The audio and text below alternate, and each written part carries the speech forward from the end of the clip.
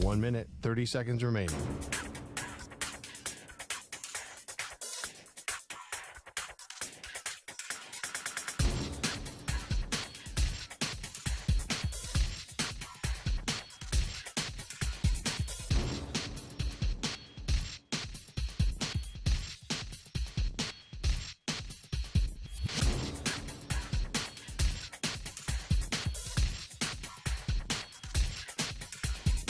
One minute remaining.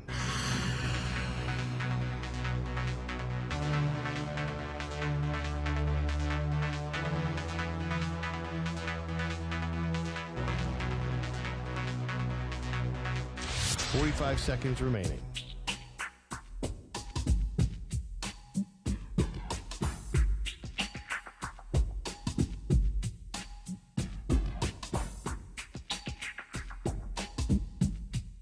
Thirty seconds remaining.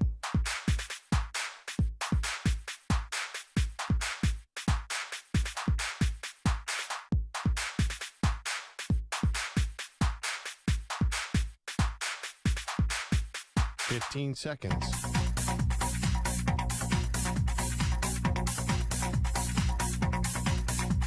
Break ends in 5 seconds.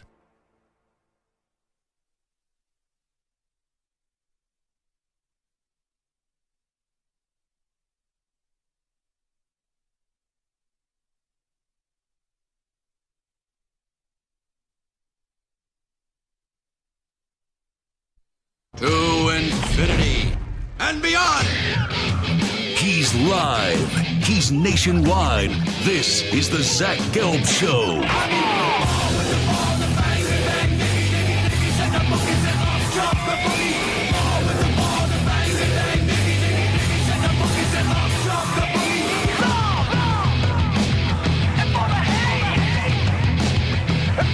Here's your host, Zach Gelb. Live from the place yet not overly ostentatious studios of the Infinity Sports Network, this is a Tuesday edition of the Zach Gelb Show across all the great local Infinity Sports Network affiliates, Sirius XM, Channel 158, the free Odyssey app, and of course streaming live on YouTube. 855-212-4227 is the number to jump on in. 855-212-4227. You could always get at me on Instagram, where I'm straight flexing, or via the good old cesspool of Twitter, at Zach Gelb. That's ZACHGELB. Got Stuart Kovacs, got Moist Mike rocking and rolling with me all the way up until 6 p.m. Eastern Time, 3 p.m. Pacific today. Whole lot to do. Shawne Merriman's going to stop by at 5 p.m. Eastern, 2 p.m. Pacific. But we got to start off with the most stunning development in the NBA playoffs. And it's the Denver Nuggets are, in fact, humans. And they are down 0-2 now to the upcoming, rising, potentially soon-to-be NBA champions as soon as this June in the Minnesota Timberwolves. And I said this before the start of the series. I would not pick against Denver until Denver is out. But the stage being too big was not going to be a reason why Minnesota would lose this series. And I was confident in the abilities of Minnesota, and it's the first time all year heading into a Nuggets game, or even a series, you could say, where I'm like, they could be in trouble. But since they're the champs, since they have Nikola Jokic, since they have Jamal Murray, I gave them the benefit of the doubt. But to be down 0-2, and to be down 0-2 when the first two games were on your home court is stunning. And last night, it wasn't impossible heading into the game for Minnesota to win. But when you find out that Rudy Gobert will not be in attendance for the game because, their family welcomed in a child, you thought to yourself, okay, this is shaping up for a very good bounce back spot by the defending champs. And I was all jacked up last night for the NBA. Knicks Pacers officiating was a disgrace, but it was a fun game down to the wire. And I was ready to do what men do best, and that's sit on my couch and watch sports. And I was excited for this doubleheader last night in the NBA. Game 1, Pacers and Knicks at the world's most famous arena, Madison Square Garden. It delivered. And then I was ready to stay on the couch, watch the game, stay up late, and see the entirety of what I thought was going to be a really damn good game 2 between Minnesota and Denver, where, yes, in all likelihood, Denver was going to find a way to even up this series going back to Minnesota. But last night, that game was over at halftime, and quite frankly, even though a 20-point lead isn't insurmountable in the NBA, when it was the end of the first quarter and Minnesota started to show that they were the better team and they were up by 8, I'm like, uh-oh, Denver could be in trouble, but it's an 8-point deficit. And then 8 minutes or 9 minutes left in the first half, you looked at the scoreboard and boom, the Minnesota Timberwolves were up by 20 points. And I think they had a 26-point lead going into halftime. I did stay around for the third quarter, and I also did stick around for about a few minutes into the fourth quarter. But once it was a few minutes into the fourth quarter and it was evident that there was no chance of a comeback, I was like, all right, I'm going to bed. I'm going to go catch some Z's and get up early in the morning. But the crazy part about last night, and I'll get to the antics and the stupidity of Jamal Murray in just a second. But going into that game, without Rudy Gobert, who's probably going to win another Defensive Player of the Year award, and him being out, and we know how great Minnesota is defensively, but Gobert not being in the game at all and being out for the game, for them to play that well defensively up against Nikola Jokic with Karl Anthony Towns and Naz Reid, it was really sensational. And those Timberwolves defensively are a bunch of pains in the ass. They really are. They are just so tenacious, and they have an incredible drive and an incredible want to on the defensive side of the court. And the other part is Anthony Edwards offensively got off to a slow start in that game. And it didn't matter because Minnesota is showing you two things. Pound for pound right now, Minnesota's the better team. And not only that, they're the more confident team. Because here's what I'll equate the Denver Nuggets to right now when we get to Jamal Murray in just a second. It's almost like they're the rich kid, right? They just won the NBA championship, right? The rich kid growing up gets everything he wants in life. And the first time dad or mom says no, you're kicking, you're screaming, you're throwing a tantrum, and you're just showing that you're a spoiled brat. That's what Denver became last night. They became the spoiled brats. And for the first time, and this is coming from someone who has said that Denver's going to be a championship contender for a long time, dating back to 2020. This is the first time Denver's become unlikable. What Jamal Murray did last night, and I never advocate for a suspension in the playoffs. Rarely do it. But what he did last night, he deserves to get suspended for a game. You throw a towel at a ref, you throw a heating pad on the court, and then you do the money sign to the officials. Come on, Spineless Silver. Have a spine. You have to suspend Jamal Murray for a game. And I'm not saying Jamal Murray shouldn't be frustrated. You know, you're mad at the refs, that's one thing. They missed some calls. You're hurt. Obviously, you're banged up. It's frustrating. You're about to be down 0-2, and I know they were down at the end of the game 0-2 in the series, but at the time, about to be 0-2 in the series. I get being mad. But what he did last night was he acted like a baby. And what he did was unacceptable, and it could have been very dangerous. He threw that heating pad on the court when players were near the basket. Someone could have slipped and rolled an ankle or got hurt and fell and suffered an injury. It just can't happen. And if the NBA doesn't suspend him for at least the game, they're saying players could throw towels at officials and you could throw heating pads at the opposing players. That just can't happen. You know, I hate to be this guy, and I never defend Draymond Green, but imagine if Draymond Green did that. He would have got a technical, he would have got 2 technicals, he would have been ejected, and he would have been suspended. They didn't even give Murray a technical for all the antics.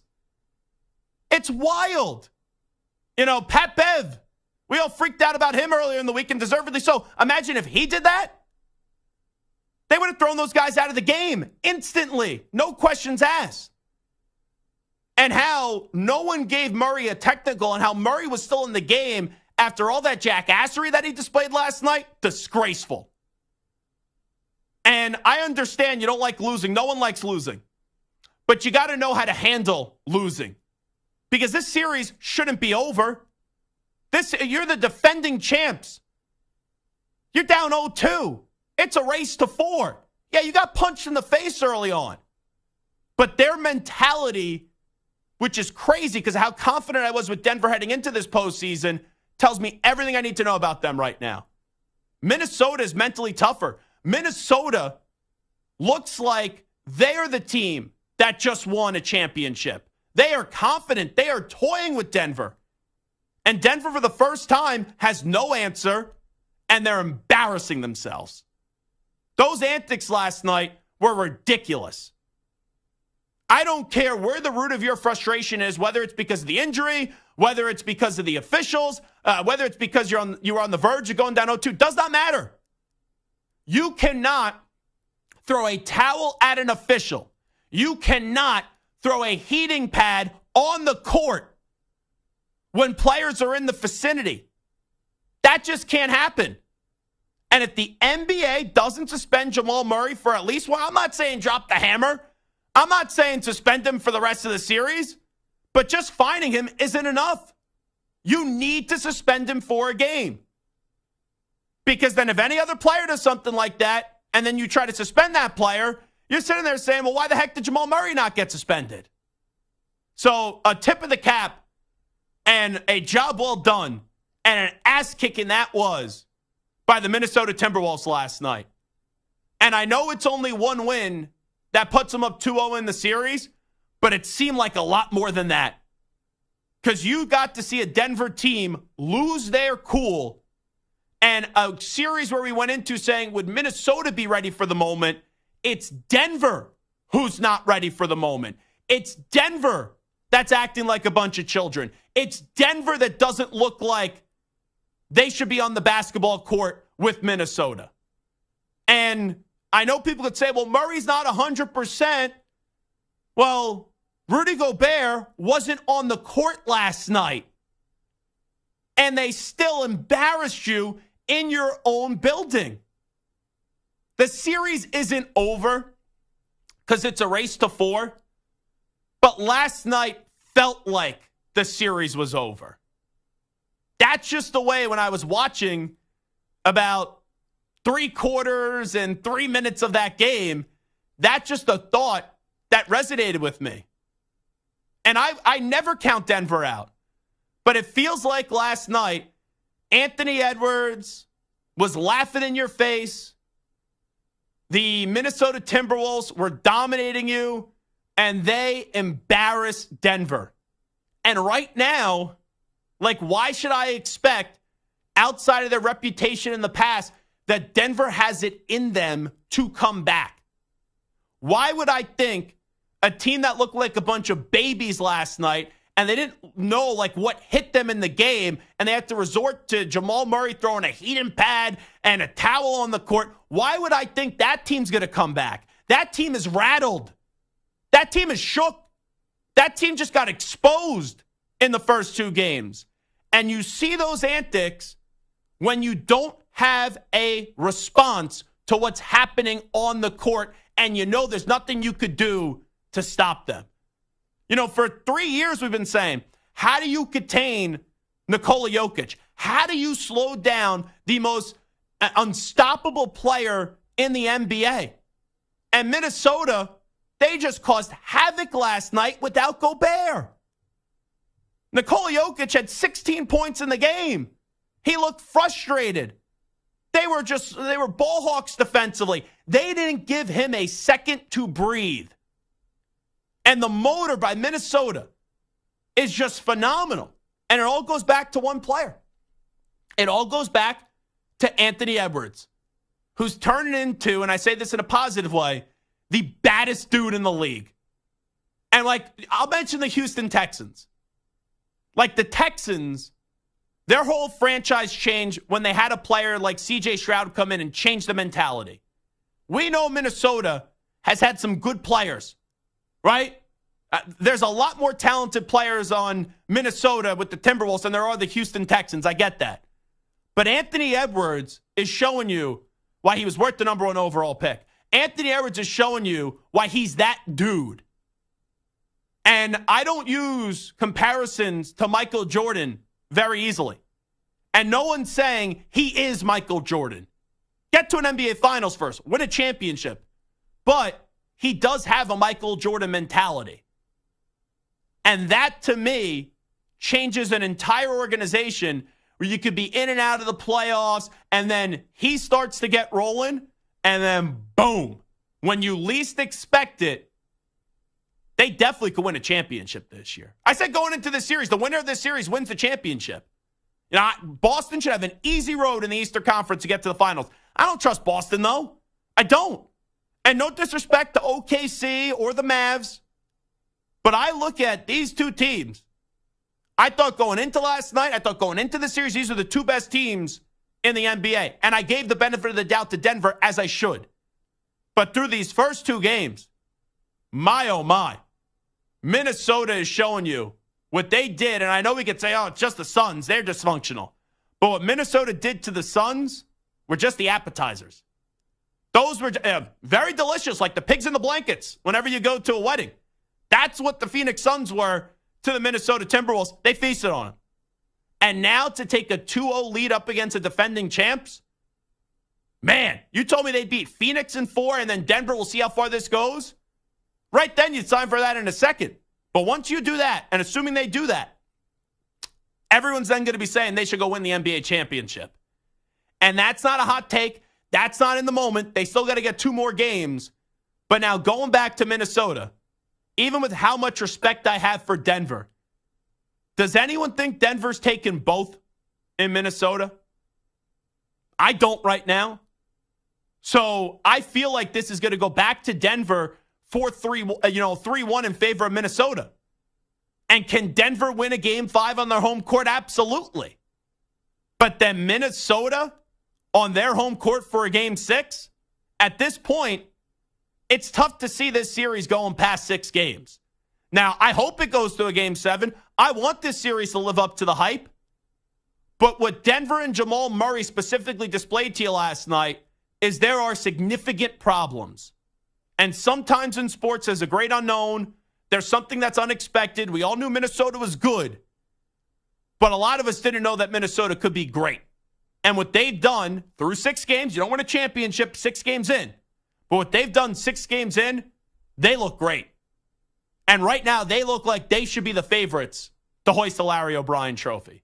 It is the Zach Gelb Show on the Infinity Sports Network, 855-212-4227. Do you think Jamal Murray should be suspended for at least 1 game? I do.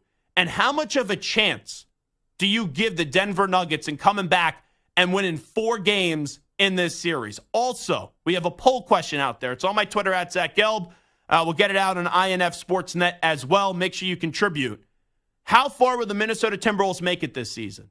Denver will come back, conference finals, NBA finals, or winning it all. Early returns. 44.8% say NBA finals. 28.7% say win it all. 14.9% say Denver will come back and win this series. And then 11.5% just say they're going to the conference finals. What say you, 855-212-4227? It is the Zach Gelb Show on the Infinity Sports Network. When we come on back, the Pacers got screwed by the rest last night. And it's okay to admit that and also acknowledge that you also felt good that the Knicks are up 1-0 in the series. I'll tell you why next. You're in a 5-minute break.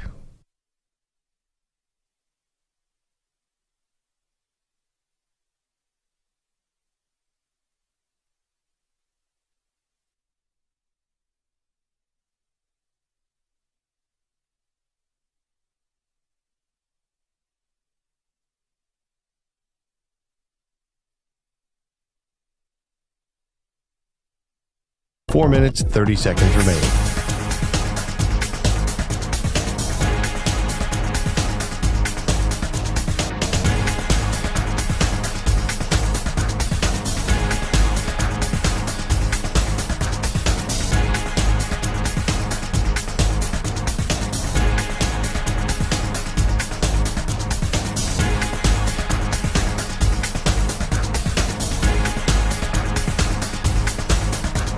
4 minutes remaining.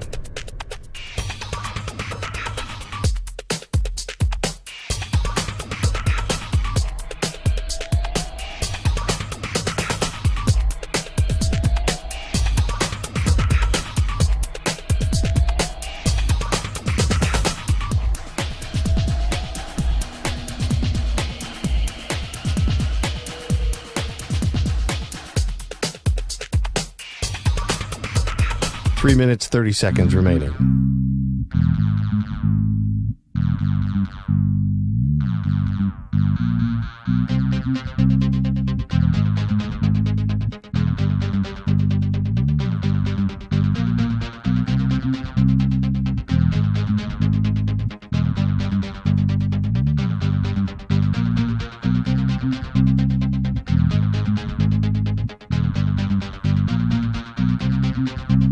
Three minutes remaining.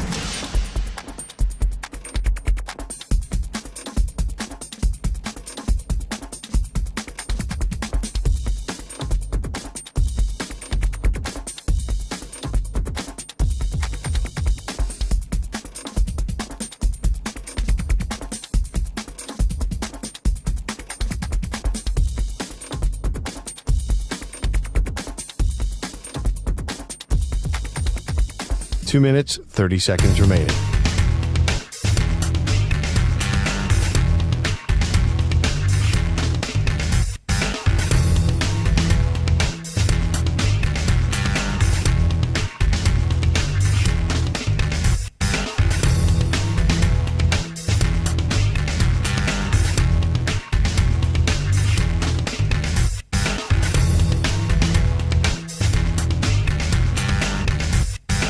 Two minutes remaining.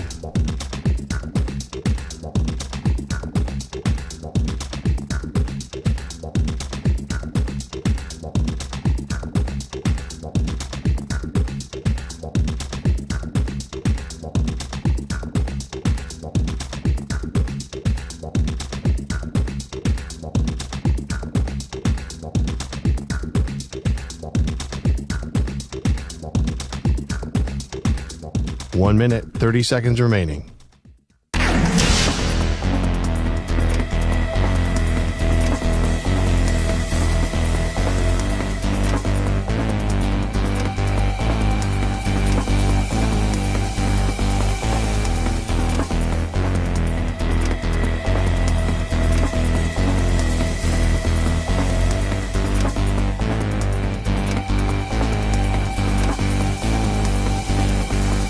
One minute remaining.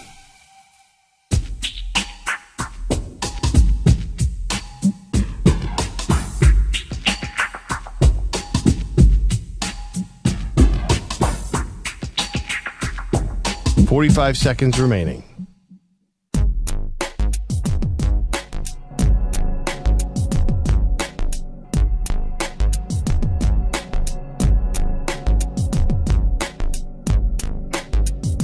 .30 seconds remaining.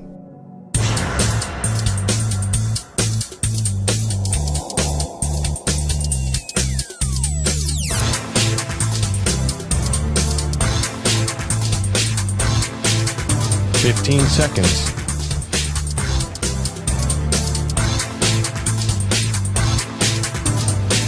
Break ends in 5 seconds.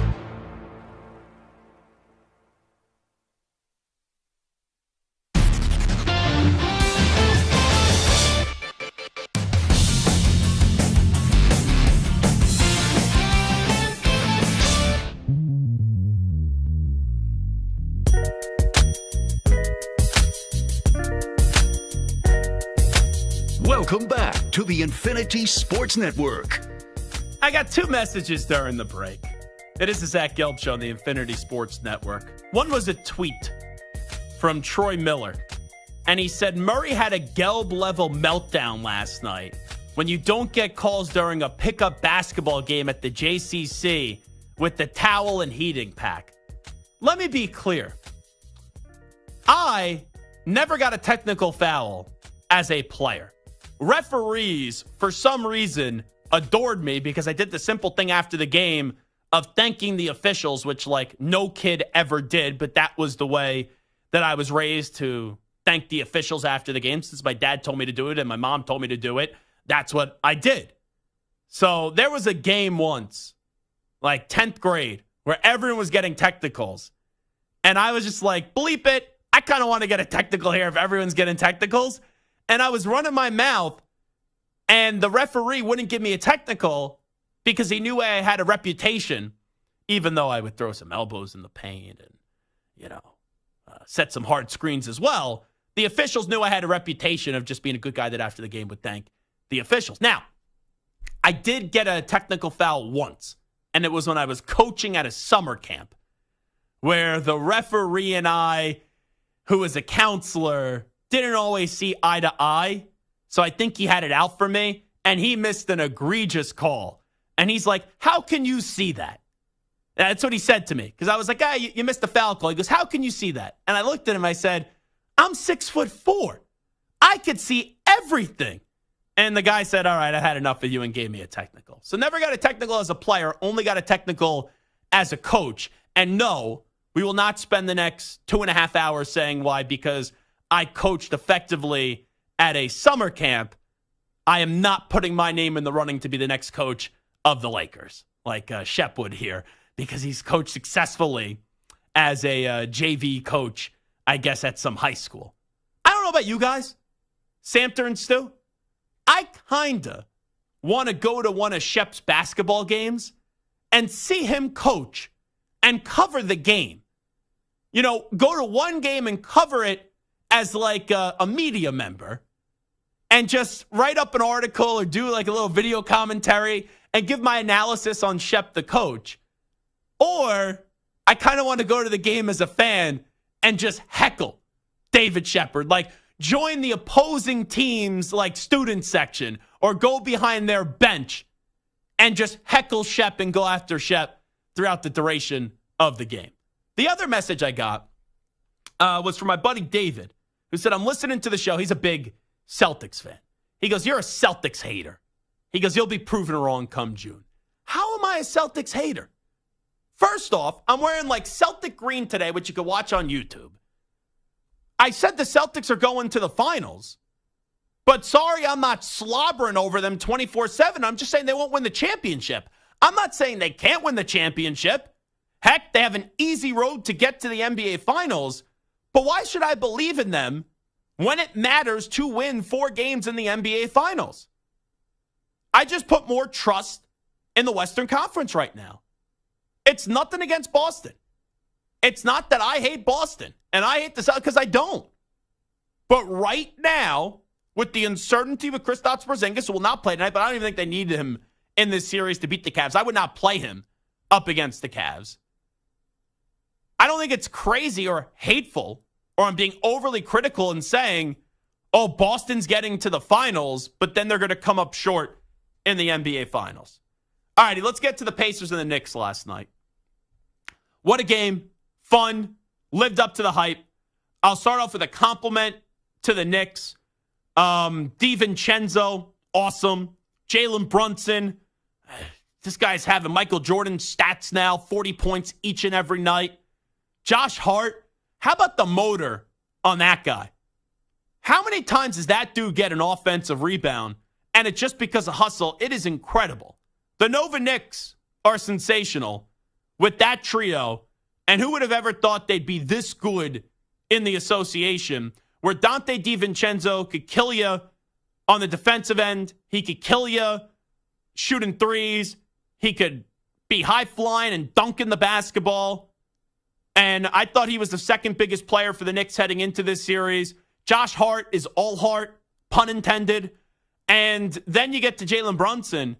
Jalen Brunson's a superstar right now. Jalen Brunson right now is a top 10 player in the NBA. And I know Samter and I, we got into it a little bit early in the year, and I was like, watch out. If you want to go by definition of what an MVP is, Jalen Brunson should have been an MVP finalist for the NBA this year. Like, that's how good he has been. And I don't think anyone going into this year would have said he could be a 1 on a championship team, but he's looking like a guy that can be a 1 on a championship team right now. But the Pacers last night, It's not the reason why they lost the game, but they did get screwed by the officials in 2 instances. And I hate to harp on the officials. I hate to just, rag on the Zebras because everyone does it. And a lot of times it's really not justified. It's just like butthurt fans that they look at something on social media and try to make it a bigger deal than what it actually is. But there were 2 calls in that game last night that are egregious. How you can't review a kickball violation makes no sense to me. And that kickball violation that should not have been called the kickball violation directly led to the DiVincenzo 3. And then you had an offensive foul call and an illegal screen that, like, you watched the UConn-Iowa game. Remember that women's basketball game, which everyone was freaking out about?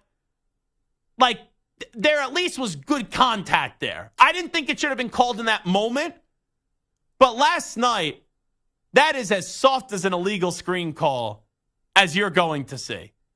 And then on the next play where the Pacers messed up was before the ball got inbounded, they had a foul and on Jalen Brunson getting his jersey grabbed and automatic free throw. They get the ball back. He makes the other 2 free throws and then they go up by 4 and the game was over. But that officiating last night at Madison Square Garden on the kickball, which should be reviewable, and the illegal screen, that was atrocious. And it's awesome to see what the Knicks are doing right now because the Knicks are back. The Knicks fan has been tortured and they've been humiliated for over 20 years. And to see energy back at Madison Square Garden, to have a team that they're proud of once again and have continuity with the Knicks is something nice to see. But I'm not saying Knicks fans shouldn't celebrate the win. I'm not saying Knicks fans should be like, oh, yeah, we were just 10 times better than the Indiana Pacers. Like, I do believe they were the better team. I'm not saying apologize. You should be unapologetic here. You don't need to apologize for anything, but you can acknowledge, like, your fandom doesn't get revoked if you acknowledge, yeah, we got a favorable whistle. And it's crazy. Mikey B, my old producer, Mike Biseglia, he does a podcast, and he hates the Knicks, Mike Biseglia. But he does a podcast with this guy, Alex. And it's a very good podcast, very entertaining. This guy, Alex, is the biggest Knicks homer I have, ever met. Where I appreciate his fandom. I appreciate how zany and how wacky he is and how he's a Knicks sycophant. But you could give a little criticism, once or twice. No one's going to say to this guy, Alex, oh, we're taking away your Knicks fandom call if you just acknowledge that the officiating last night went in your favor. It doesn't mean that the Knicks didn't deserve to win that game, but the Knicks fan that goes, oh, the officiating was great. I had no issue. It was a kickball and it wasn't a legal screen. What game were you watching? Because everyone last night felt like the illegal screen was soft, should not have been called, and the handball was, it was a handball, but people said it was a kickball. That was crazy. There's no kickball. That should not have been a kickball violation. But give credit to the Knicks with the favorable whistle. DiVincenzo then hits the 3, and they were able to capitalize and get 3 more points after the kickball that did transpire. But I always love when the officiating is a topic. And the officiating topic, which, let me be clear, I usually hate when it's a topic, but the part that I love about it is how the fan base that benefits from it, and sometimes it's fair, sometimes it's not, but last night when it's obvious, they can't just say, yeah, we got a favorable whistle. I'll give credit to? I have a lot of fun at this guy's expense, but I have a lot of respect for his work ethic, and I do call him a friend. I have a lot of respect for Hot Take Hickey last night. Immediately when the game ends, and trust me, you want to talk about a Homer sports fan, 10 times out of 10, it's Hot Take Hickey. 10 times, I was shocked that he tweeted this last night, but he's fair. Can't be a homer here. Knicks have to write a thank you note to the refs on the way out. Awful officiating is why they won this game. Between the kickball that wasn't in a moving screen, the Knicks got lucky as hell. Good teams, though, take this break and use it, have to bury the Pacers in Game 2. And this is the same Hickey who had no respect for the Pacers heading into this series. He saw me in the office. I didn't even ask him. This is unsolicited. And he goes, Knicks in 5, Knicks in 5, Knicks in 5. Don't you forget it. I'm telling you, Knicks in 5. That's what he said to me. And last night, I appreciate, even with how zany and bonkers he is, and I do believe the Knicks are going to win this series. I said it was going to go 7, maybe 6, but my prediction was Knicks in 7. But for Hickey to at least acknowledge that the officiating in the last 90 seconds, 2 minutes was disgraceful is a good job out of him, and just shows you that your fandom doesn't get revoked if you're just honest with some of the circumstances that did help you achieve the victory. It is the Zach Gelb Show on the Infinity Sports Network. When we come on back, one executive had a wild statement in a positive way about Shedeur Sanders in regards to Caleb Williams. You got to hear what this executive said when we come on back. Update time first, though. Here's the Act Man, Rich Ackerman. Infinity Sports Network. Sports Flash. Zach Zarba on line 1. This report is sponsored by Progressive Insurance. Looking for a career path with flexibility and great pay and benefits? Go to progressive.com/careers and apply online today. The Cavaliers had to sweat out the first round, going the distance, and needed to rally from 18 points down just to advance. And for their efforts, they now get the top seed in the East and will take on the Celtics tonight in Boston.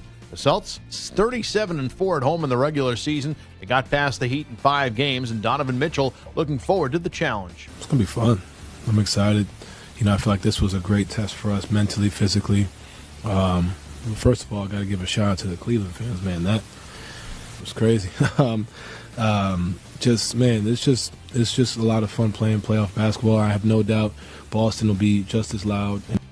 The second part of tonight's doubleheader features the Mavericks and Thunder in Oklahoma City, which has been off since last Monday after a first-round sweep. The NHL draft lottery takes place tonight. The San Jose Sharks have the best odds to procure the number 1 pick. The Ottawa Senators have hired Travis Green as their new head coach, and Drew Bannister has the interim tag lifted in St. Louis. I'm Rich Ackerman. This is the Infinity Sports Network. Follow us on Instagram. Our handle is Infinity Sports Network. That's Infinity Sports Network to follow us on Instagram.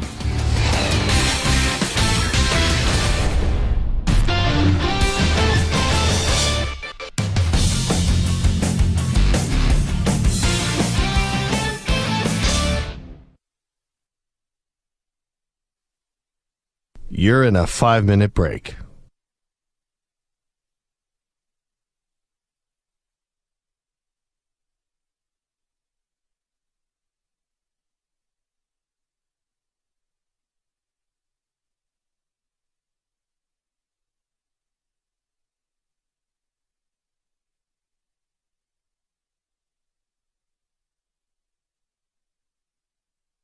Four minutes, 30 seconds remaining.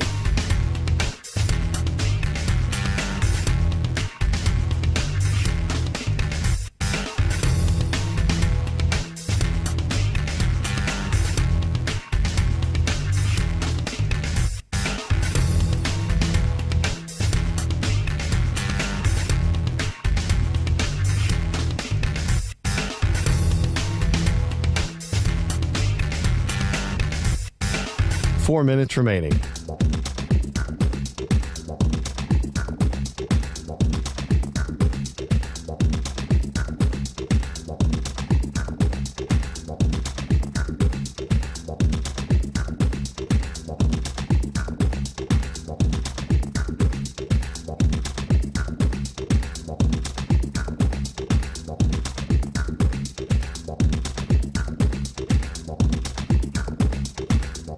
Three minutes, 30 seconds remaining.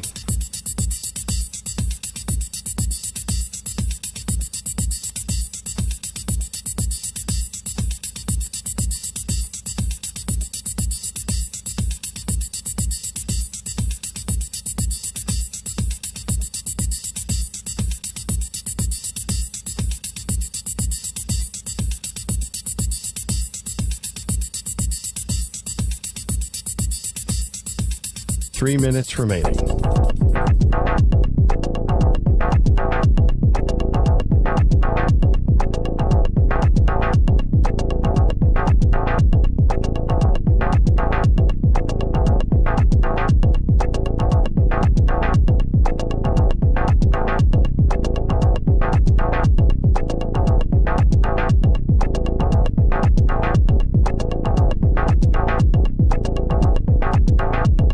2 minutes, 30 seconds remaining.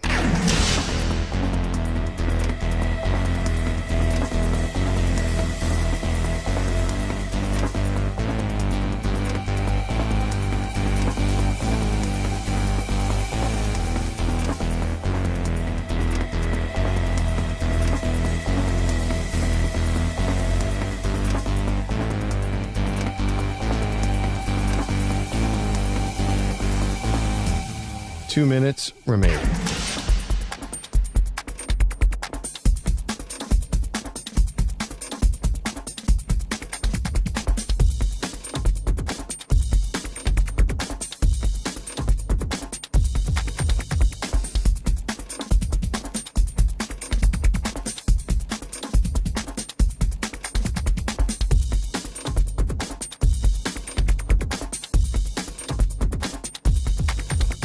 One minute, 30 seconds remaining.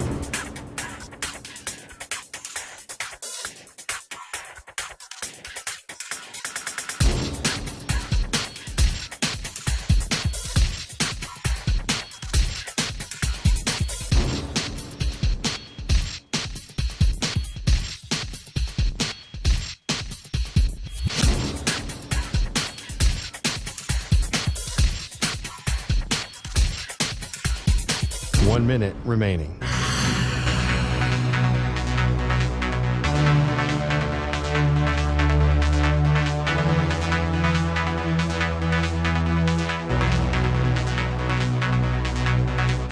Forty-five seconds remaining.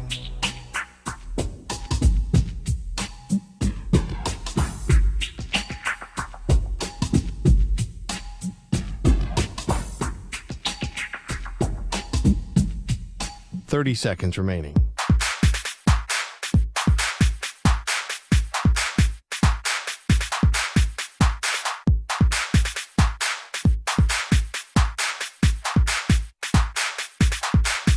Fifteen seconds.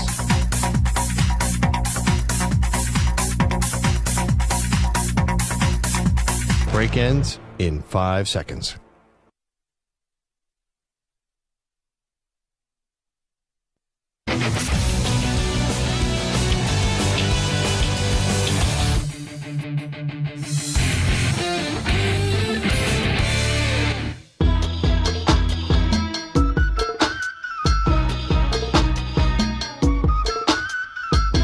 Listening to the Infinity Sports Network. Yo, the Defensive Player of the Week is sponsored by the Navy Federal Credit Union, who proudly serves the Armed Forces, DoD veterans, and their families. Their members are the mission. Learn more at NavyFederal.org. This week's player is Timberwolves big man Naz Reid. In last night's blowout win over the Nuggets, Reid had 4 blocks, 1 steal, and helped hold Nikola Jokic to just 16 points on 5 of 13 shooting.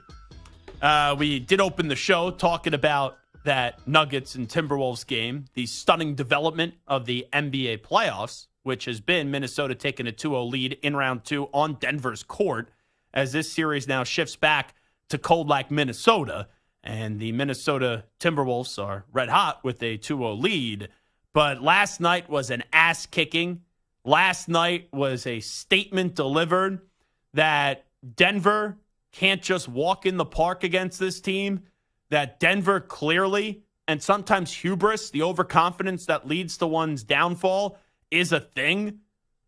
Denver, after game 1, when they lost, it seemed like they still didn't take Minnesota seriously. They just thought, it, like most of us, that it was going to be a given, that they tie this series up in game 2, you go back to Minnesota, and you got a brand new series with some work to do. But with how that game started to end at the conclusion of the first quarter, is what I'm trying to say, where Minnesota just got like a little bit of a cushion, an 8-point cushion. It carried over into the second quarter, and then with 8 minutes to go in the first half, that was a 20-point game. And when it went to halftime and it was at 26, the fat lady, she was getting ready to sing on the series. Now, this series isn't over. It felt like it was over last night. I just don't believe that Denver is going to be able to take 2 in Minnesota in games 3 and 4. And if this gets to a scenario where Minnesota goes up 3-1 and you give them 3 chances to close out, They're not going to be able to do that with Anthony Edwards, who right now is an assassin, who is right now a killer. Now, I would like to see Denver win Game 3. Because if Denver goes up 3-0, then it's really a wrap on this series. Like, even if Minnesota drops Game 4, there is no way that Minnesota is going to lose 4 games in a row against Denver. Just won't happen. So, I would like to see Denver make this a 2-1 series, and then that creates a lot of buzz and a lot of juice for Game 4. However it goes down, though, I would really be surprised if we see Minnesota go back to Denver and this series is not at 3-1. I'd be surprised with it being 2-0 right now. That's just how confident I'm in right now with the Minnesota Timberwolves. So, out of 100%, what's the chance, what's the number, we'll go around the room here, that we give the Denver Nuggets in coming back? I'll give them a 20% chance. And I think that may be rich on a day like today, but I'll give them a 20% chance of Denver coming back. Stu, what's your number? I'll give them a 33% chance. Ooh. 1-3. What's the analytics behind that? 33%. I just think they're a team that if they won 2 in Minnesota, I wouldn't bet on it, but I also wouldn't be totally stunned if they did. Well, if they win 2 in Minnesota, we talk about momentum. The momentum then totally shifts right back to Denver. Because then it turns into a best of 3, and Denver gets their confidence back. But right now, that confidence is rattled. It's shook. Samter, what's the percentage here? I like Stu's 33%, so I don't want to take his number. So you're going to go 34? 33.1%. No, I think like that 30 to 40% range because they are the defending champion. We all thought they were the best team in the NBA, at least the best team in the West. We know how good Minnesota is, but they're still Denver. It's still Jokic. Sure. It's still Murray. This is a team, they're closers. But is it still, here's the thing. With what Murray displayed last night, and I don't know if he's going to get suspended or not. He should be suspended for a game. But you could hide behind those antics and say it was because of the officiating. How much is it, though, with this lingering issue or injury that Murray's been dealing with, that he just knows, even with what we saw in the first round, but that was up against the Lakers, and clearly the Lakers are an inferior product, an inferior opponent compared to a team like Minnesota. How much is that him knowing he needs to be pretty damn close to 100% to beat Minnesota, and he knows he's nowhere close to that? That's just the thing that, it's great. You could have the injury, and you could give a great performance up against the Lakers, and you could close them out and send that home, but you got to be able to withstand what could be a 7-game series against Minnesota, and they need him to be at his best, and I don't think he's capable right now of being at his best because of the injuries. And, when you see an overreaction like that last night, I don't think it's just because of the officiating with them missing a charge, him thinking he got fouled earlier in the game, which was right in front of half court, like the left side of that half court area when he was double. I don't think that's the real root of the frustration. That's maybe what made him go over the top, but I think the root of the frustration is he knows he's not healthy right now. And that's a guy that unfortunately has had an injury past. But his antics last night were ridiculous. You have one kind of situation where you just throw a heating pad on the court. Don't get me wrong. That was egregious. That's worthy of a suspension. But when you add up that he hit the trifecta last night, heating pad, throwing a towel at a ref, and then doing the money sign to the ref, what did you get told as a kid? 3 strikes, you're out. How does Adam Silver not apply the 3 strikes and you're out method there and not at least give him a 1-game suspension? I think he should be suspended for a game. Now, let me go around the room again. Even with the percentages that you just gave me, what's your prediction on this series? Stu, I'll start with you. Your prediction on this series, who and how many games? Timberwolves in 6. Timberwolves in 6. Wolves in 6. Samter, what are you going with? I'm not giving up on the Nuggets. I'm saying T-Wolves in 7, but I could flip the other way around. Wait. I mean, they're down 2-0. You're not giving up on Denver, but you're going to say that this is going to get to a Game 7, and Minnesota's still going to win the Game 7. Correct. I just wasn't. I'm not crushing you for that. Yeah, I don't. I just, when you say that you're not giving up a Minnesota, I just inferred that you were going to take I'm Denver. not going like, oh, this is over in 4 or 5. I still think that Denver has a lot of fight left. I think they're going to win at least 2 more. I think they're going to split in Minnesota. I think they're going to win back at home, and then I think they're going to surprise. It's going to be interesting. I say Minnesota in 7 just a hedge, but I still have faith in the Nuggets. They are so good. I am going to take Minnesota in 6. The way that I think this goes down is Denver bounces back in game 3. People then say, oh, did we prematurely declare Minnesota winning this series? Minnesota wins game 4. Denver gets one at home in game 5. And then Minnesota turns out the lights and the party's over in game 6 on the Denver Nuggets season. That's the way that I go right now. How far will Minnesota make it this season? Denver will come back. Conference finals, NBA finals, are winning it all. Those are the 4 options on the poll. 855-212-4227, 855-212-4227. And you could always find it at Zach Gelb, at INF Sportsnet, Sportsnet on social media, on Twitter. And the early returns right now, 14.8% say conference finals, 16.7% say Denver will come on back, 22.8% say the T-Wolves will win it all, and 45.7% right now have them advancing to the NBA Finals. All righty, let me get to what one longtime NFL evaluator said. When discussing Shedeur Sanders, he said, he was QB1 for me if he came out this year.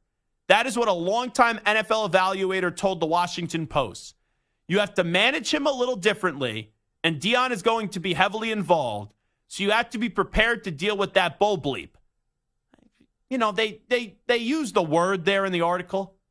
If you're talking about Deion, don't you have to use the Deion word bull junk instead of saying bull, word that rhymes with hit, all right? But I love watching that kid play. He's a born winner. You know, that's a really bold statement. And I'm a Shedeur fan.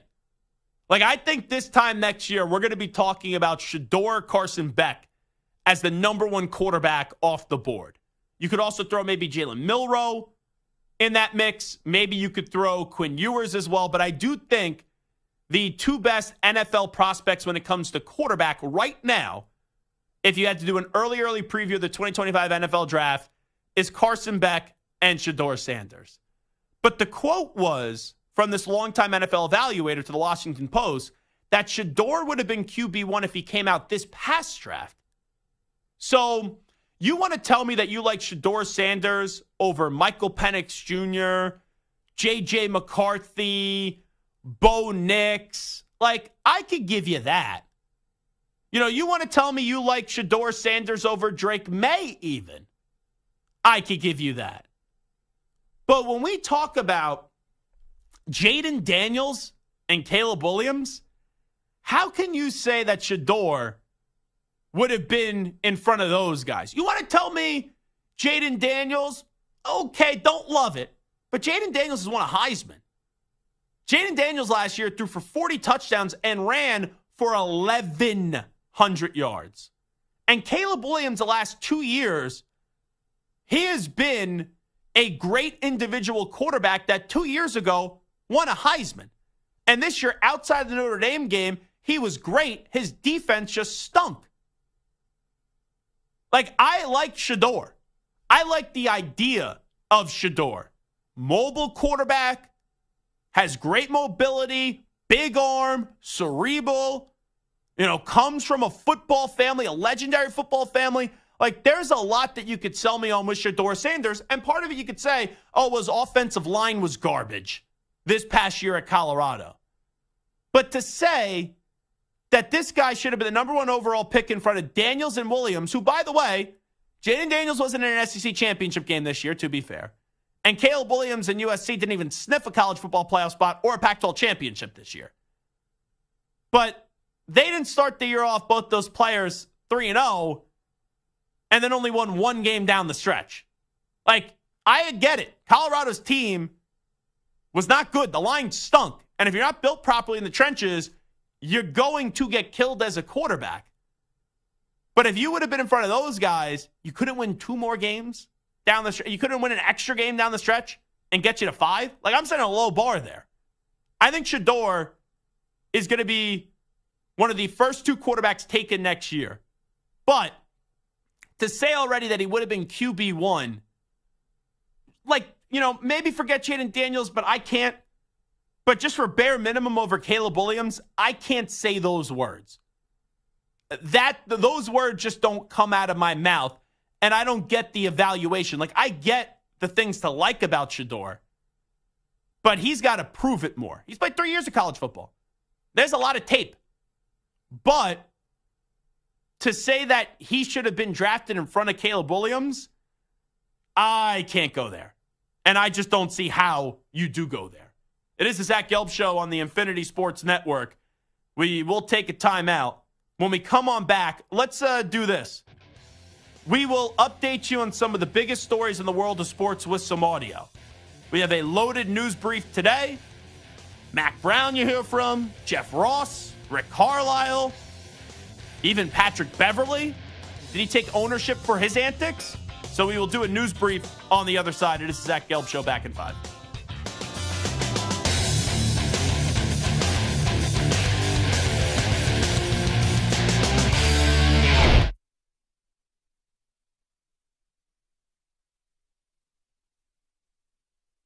You're in a 5-minute break.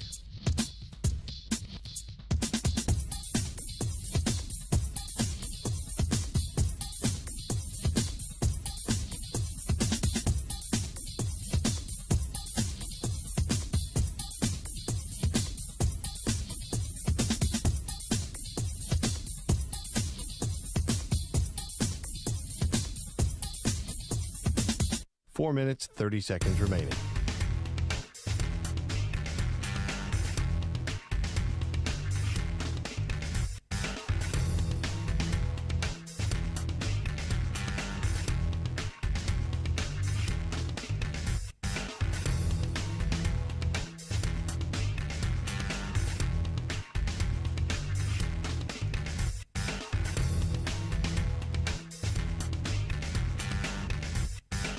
Four minutes remaining.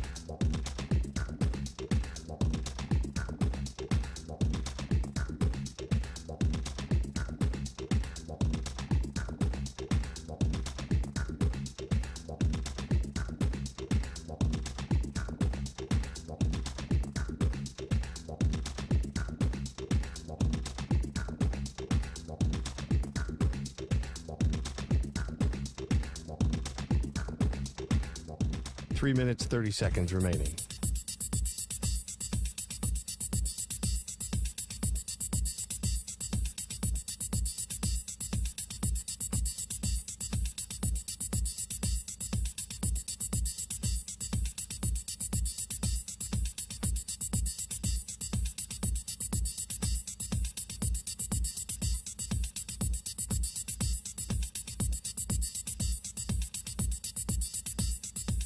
Three minutes remaining.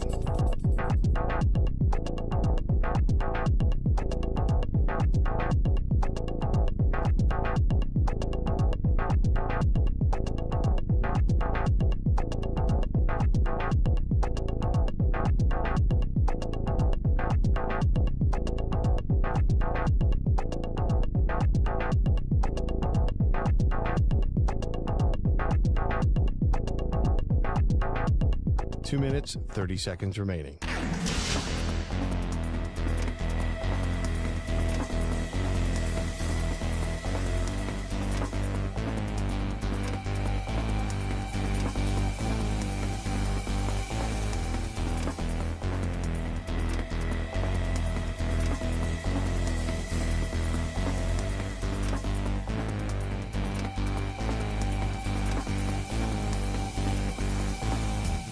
Two minutes remaining.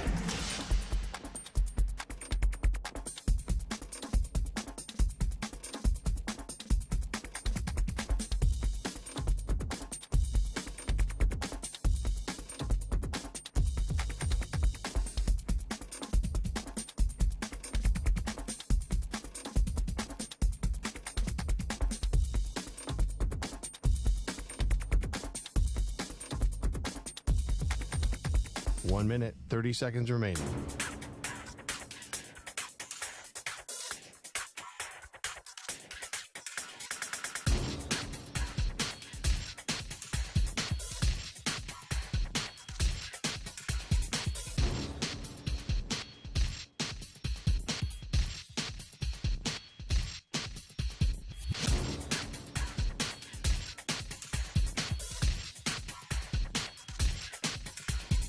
1 minute remaining.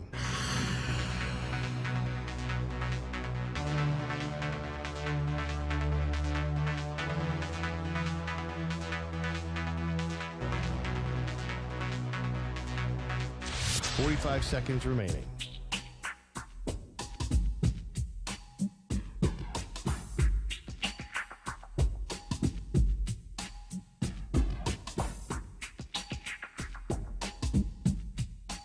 Seconds remaining.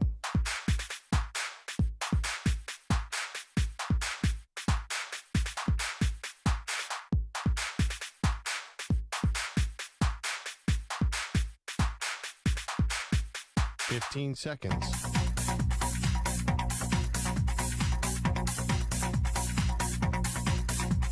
Break ends in 5 seconds.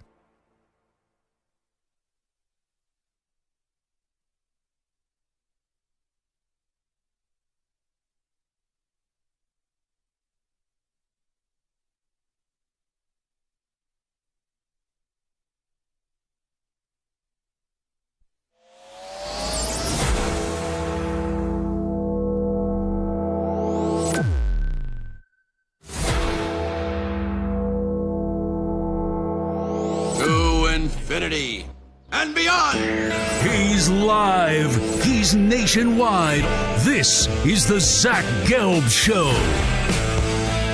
All right, this is Zach Gelb Show, hour number 2 of our radio program right here on the Infinity Sports Network. It's time to play you some audio. It's time to update you on some of the biggest stories in the world of sports. We call this segment the News Brief. Stu, take it away.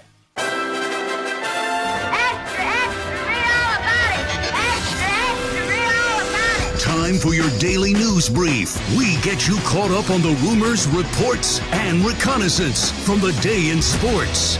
Let's start off a little football.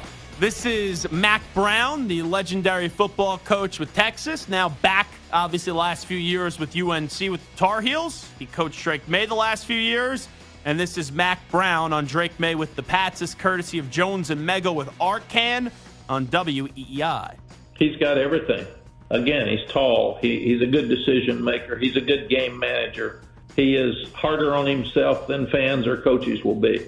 But he can handle criticism. He's a big boy. He can handle it. And he's got so much ability. He would do some things in games and in practice that I haven't seen before. So I think he's not a good quarterback. I think he's a great quarterback for the Patriots moving forward. When the game's over and you've got one drive to win it, and very seldom did he come up short on those drives. So that also tells me that he's ready for the bigger stage. I listened to that full interview, and he was talking about, as you heard a little bit in the clip there, like go back and watch the last 2 games up against Duke.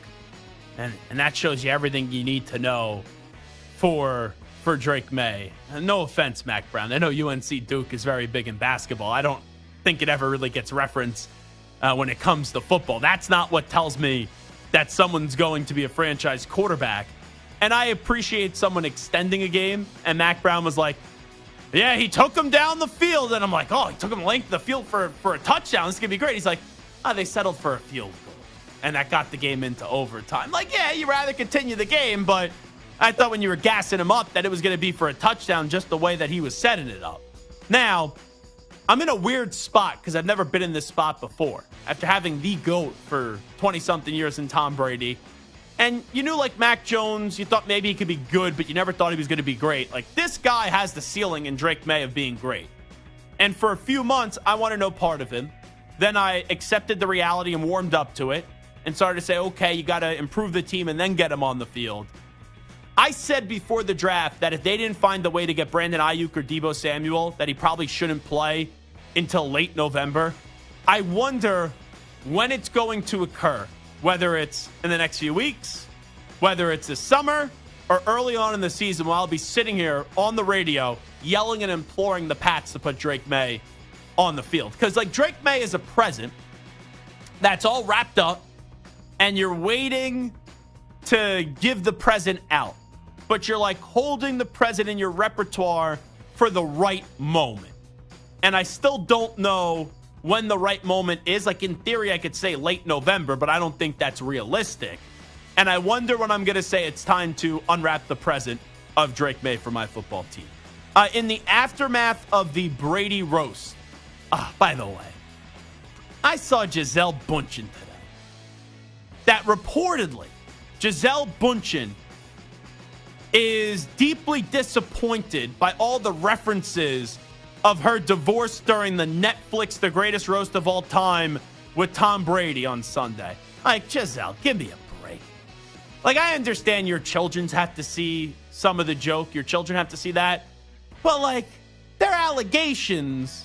Allegations. Nothing proven to be true yet, but allegations that this jujitsu master in you were maybe having a little nookie time when you were still married to the great Tom Brady, which is stunning to me. When you see this photo of the jiu-jitsu guy, and you're like, you're leaving Tom Brady for that? No, very flexible. You know, I understand. But, man, that, like, just shows that there's really no hope for most of us men in the world if Tom Brady could basically get dumped and allegedly cheated on. But now Gisele's playing victim. She's deeply disappointed. Like, why should I give a rat's ass if Gisele is deeply disappointed about the jokes? And nothing crossed the line. The Robert Kraft massage joke didn't cross the line. The jokes about Gisele Bündchen didn't cross the line. Nothing from that roast. And it's a roast. Let me remind people, a roast. Things are supposed to be said that are funny. So if you get offended by something at a roast, you just don't appreciate comedy.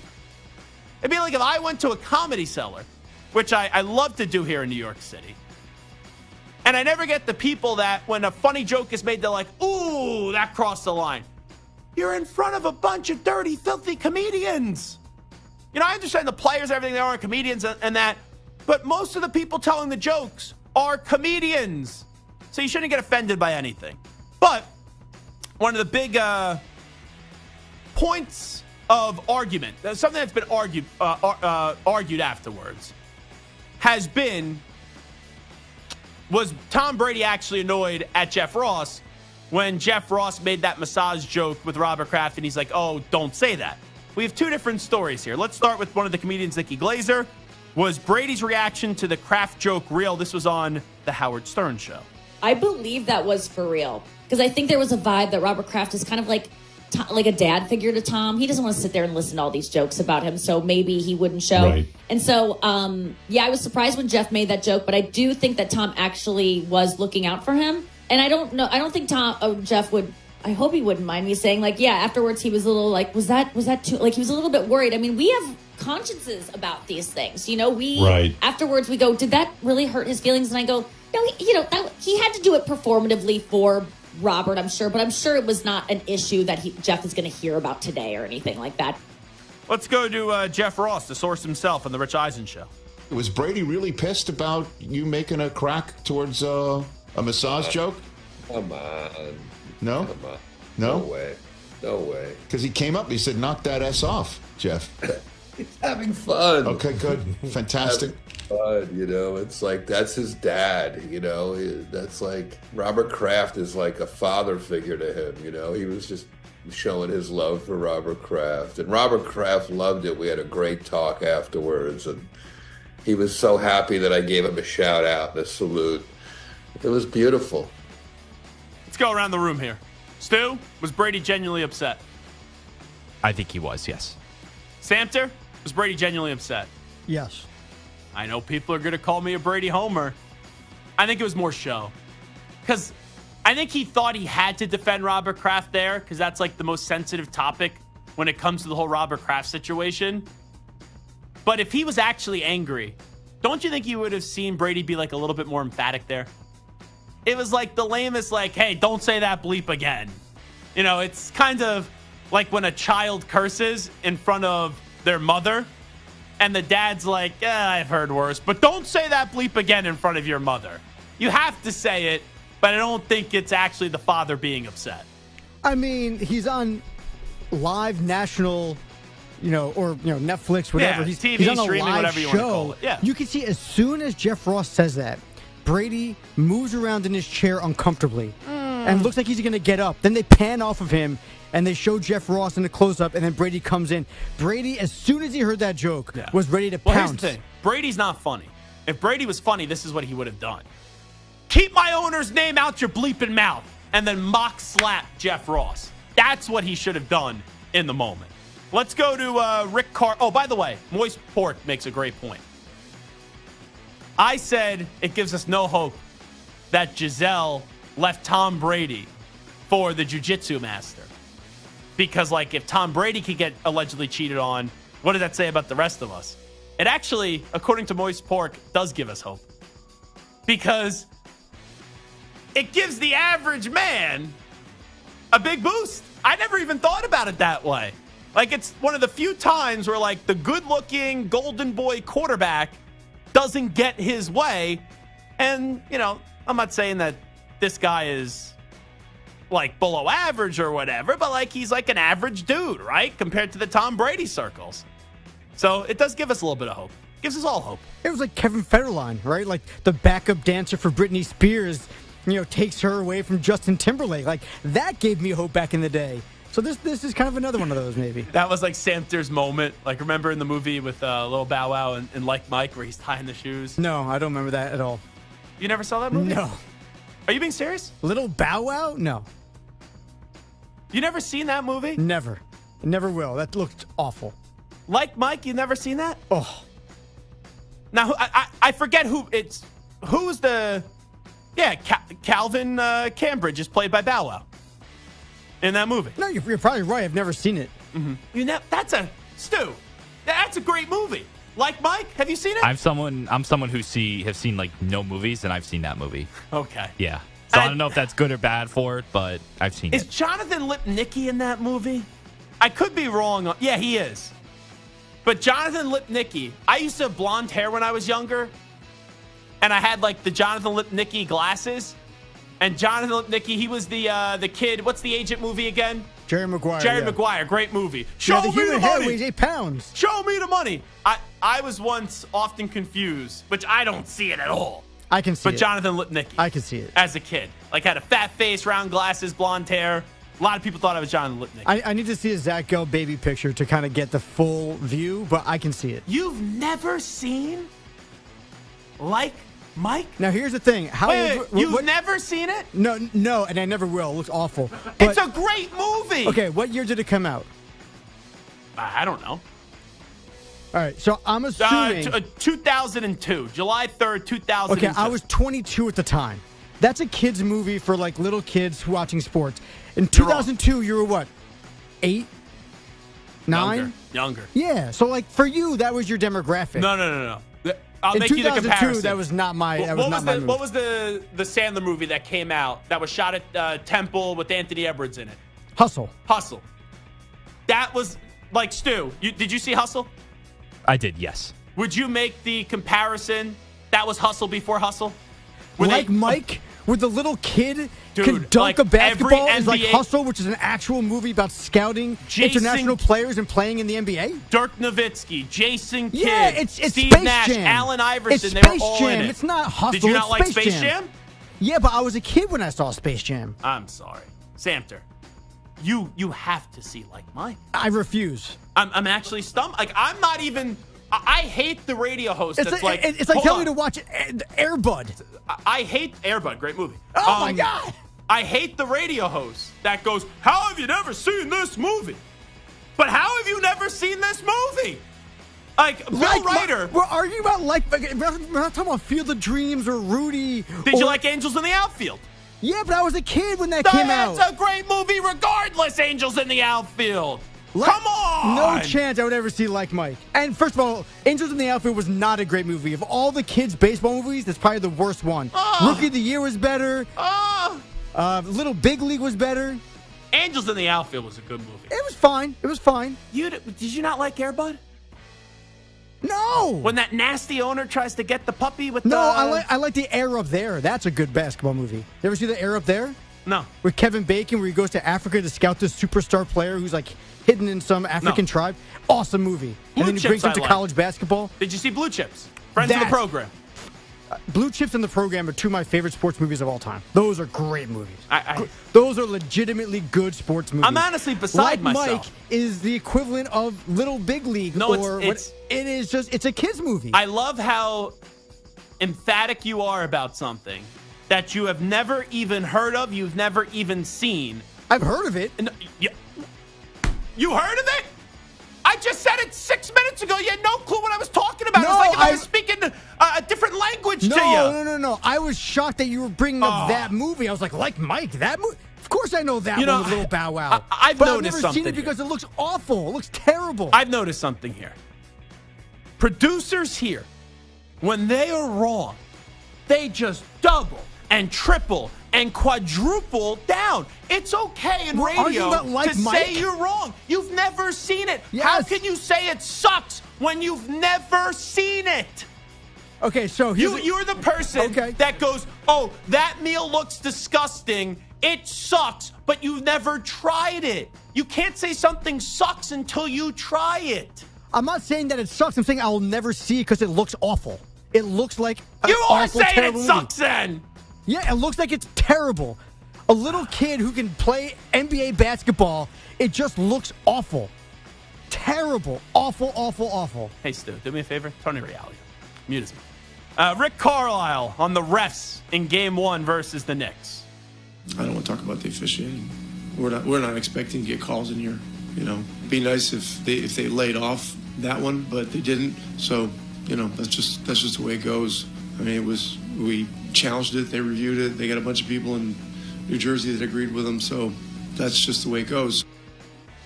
What is he going to say there? He knows if he criticizes the officials, he's just going to get hit with the fine. The illegal screen was bull crap, and the kickball was just a terrible call. Let's go to Anthony Edwards. He defends his teammate Karl Anthony Towns when he gets a question that he did not like. Kat, years and years ago when you came into this league as the number one pick, does it feel good to be getting back to that and showing your capabilities again and not, just being viewed as the stat stuffer? He was never viewed as a stat stuffer or just a...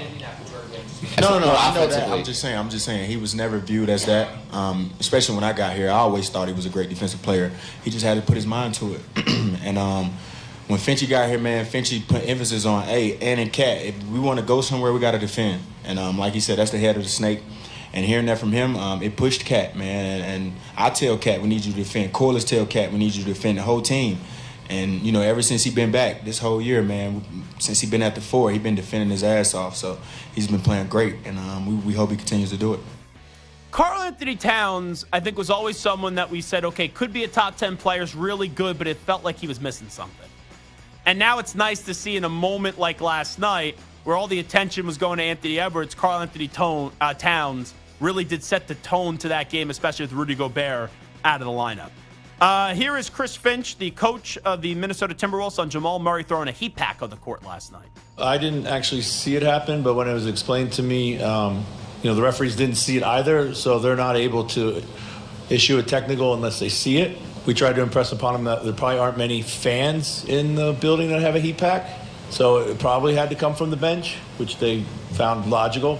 But, yeah, it's inexcusable and dangerous.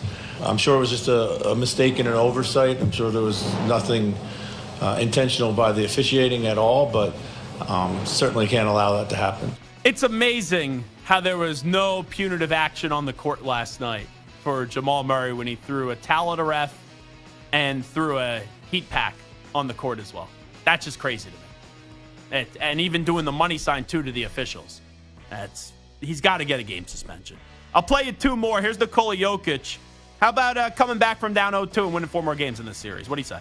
Nikola, teams have come back from down 2-0 before. I guess where is your confidence that this team can regroup over the next 3 days and give Minnesota a fight at home and extend the series? Hopefully. Yes, that's the goal. So hopefully we're gonna go there and put up the fight and bring the series back. I know this guy showed no emotion when he won a championship, but can you show a little energy there? Can you make it seem like you at least think this team is going to come back? Can you do that? can you at least make me think that this team is going to come back and give me a little energy instead of me just thinking when I hear that you just want to go play with your horses coming up in a few weeks? There we go. The music's back. There's a long news brief. Well, that's what happens when we get into a Like Mike debate. And Samter, who should like Mike with his name being Mike, Samter doesn't like the movie 52% on Rotten Tomatoes. So you're the same. You know who you are? You're like my sister. I won't eat at that restaurant because the Yelp review isn't good. Okay, well, I've had the food at the restaurant, so I don't care what some other trolls and jackasses say on social You're the first person I've ever spoken to who's actually said that movie wasn't the worst thing they've ever seen. And it's a good movie. It's a fun movie. I'm not saying it deserves an Academy Award, but it's a good, fun movie. I saw some clip of him, like, at halftime. He was, like, going one-on-one against one of the players, and he's wearing special shoes, and so he dunked on one of the... All right, let's get to Patrick Beverley. This is Patrick Beverley apologizing for throwing the ball at the fan last week. This credit of the Pat Beverley pod. What happened at the end of the Bucks game? Unfortunate situation. That should have never happened. What I did was... Bad. And that should have never happened. I have to be better, and I will be better. That should have never happened. Regardless of what was said, that should have never happened. Simple as that. Let's just say it was more than Cancun on 3. Okay, so that report from Shams was just a fraction of the story. Let's just say it was more than that. I've been called a lot of stuff in this league. I haven't been called that one. Still unexcused, but it doesn't matter what was said. I have to be better, and I will be better. I'm not going to take away from the fans that were great. It was some people that took it a little bit too far. I'm here to set the record straight. I was absolutely wrong, and I need to be better, and I will. I'm not the guy to get fans kicked out neither. The things that were said to me, I could have got 4 or 5 fans kicked out. Literally, security walked up to me. You want to get that fan thrown out? Nah, man. You can say anything when you're winning. That's what happens when you win. You can literally say anything. And some people would have said, Pat, man, you should have got him kicked out. That would have never happened. I'm not getting no fans kicked out. People who spend money to watch us play, I'm not getting them kicked out. Everyone who stepped out of line and said something like too crazy, all of them apologized. It was just some people who, just crossed the line a little bit. Can't throw basketballs at people. No, will not. Will never happen again. Never. I ain't bring the basketball on the bench no more, man. I usually don't like to evaluate people's apologies. That's such a half-ass apology. Where you say, oh, it wasn't just Cancun on 3. I'm not going to tell you what was said to me, but I was in the wrong. Why can't we just be honest and why can't you just say what was said to you? And if it was something that was that crazy, no one got it on video, no one got it on camera, when they're right there at the bench, in the year of 2024, so whatever. We're moving on from Pat Bev. All righty, this is Zach Gelb Show on the Infinity Sports Network. Samter, I actually have a question for you when we come on back. It's nothing to do with Like Mike. Thank goodness. But, we don't need to hear you embarrass yourself anymore. But Gilbert Arenas said something, and I'm just curious what your fatherly take is on what Gilbert Arenas said. We'll get to that in a few moments. You're in a 5-minute break.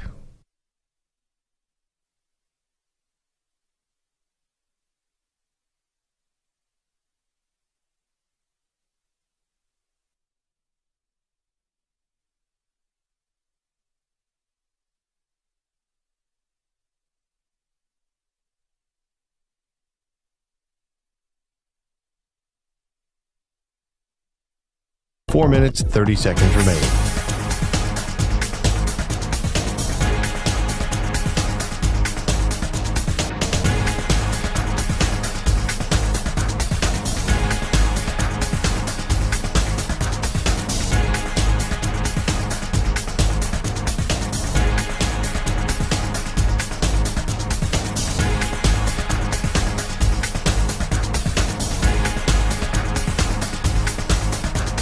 Four minutes remaining.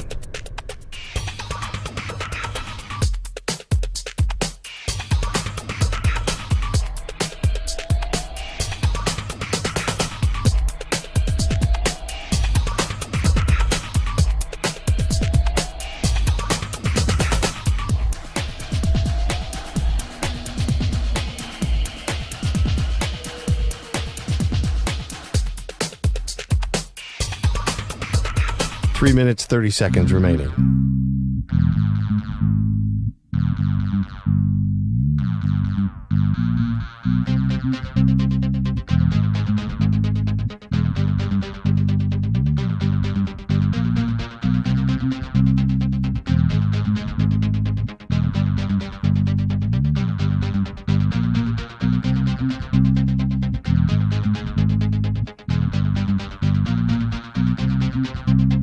3 minutes remaining.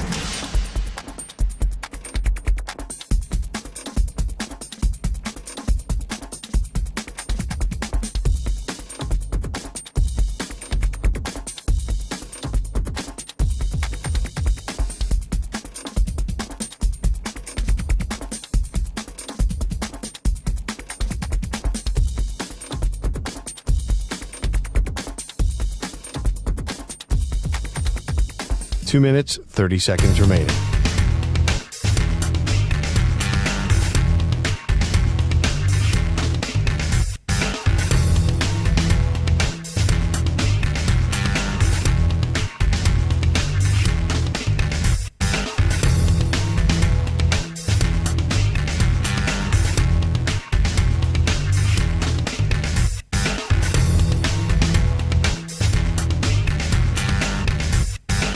Two minutes remaining.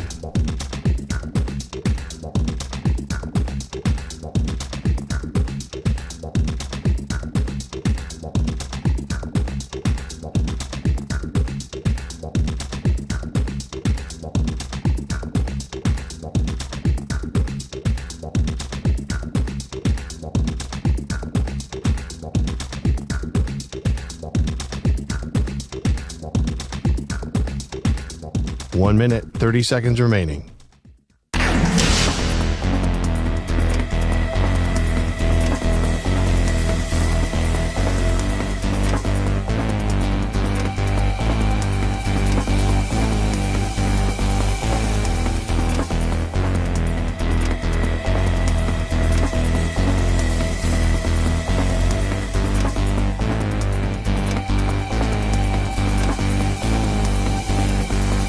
One minute remaining.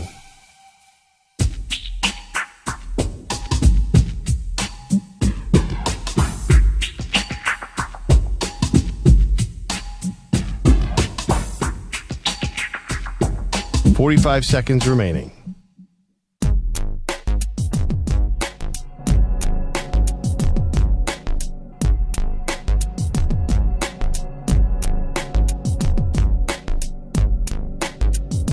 .30 seconds remaining.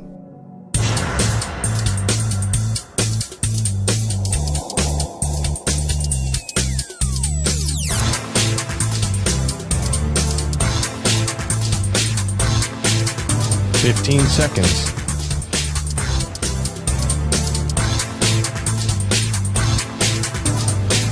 Break ends in 5 seconds.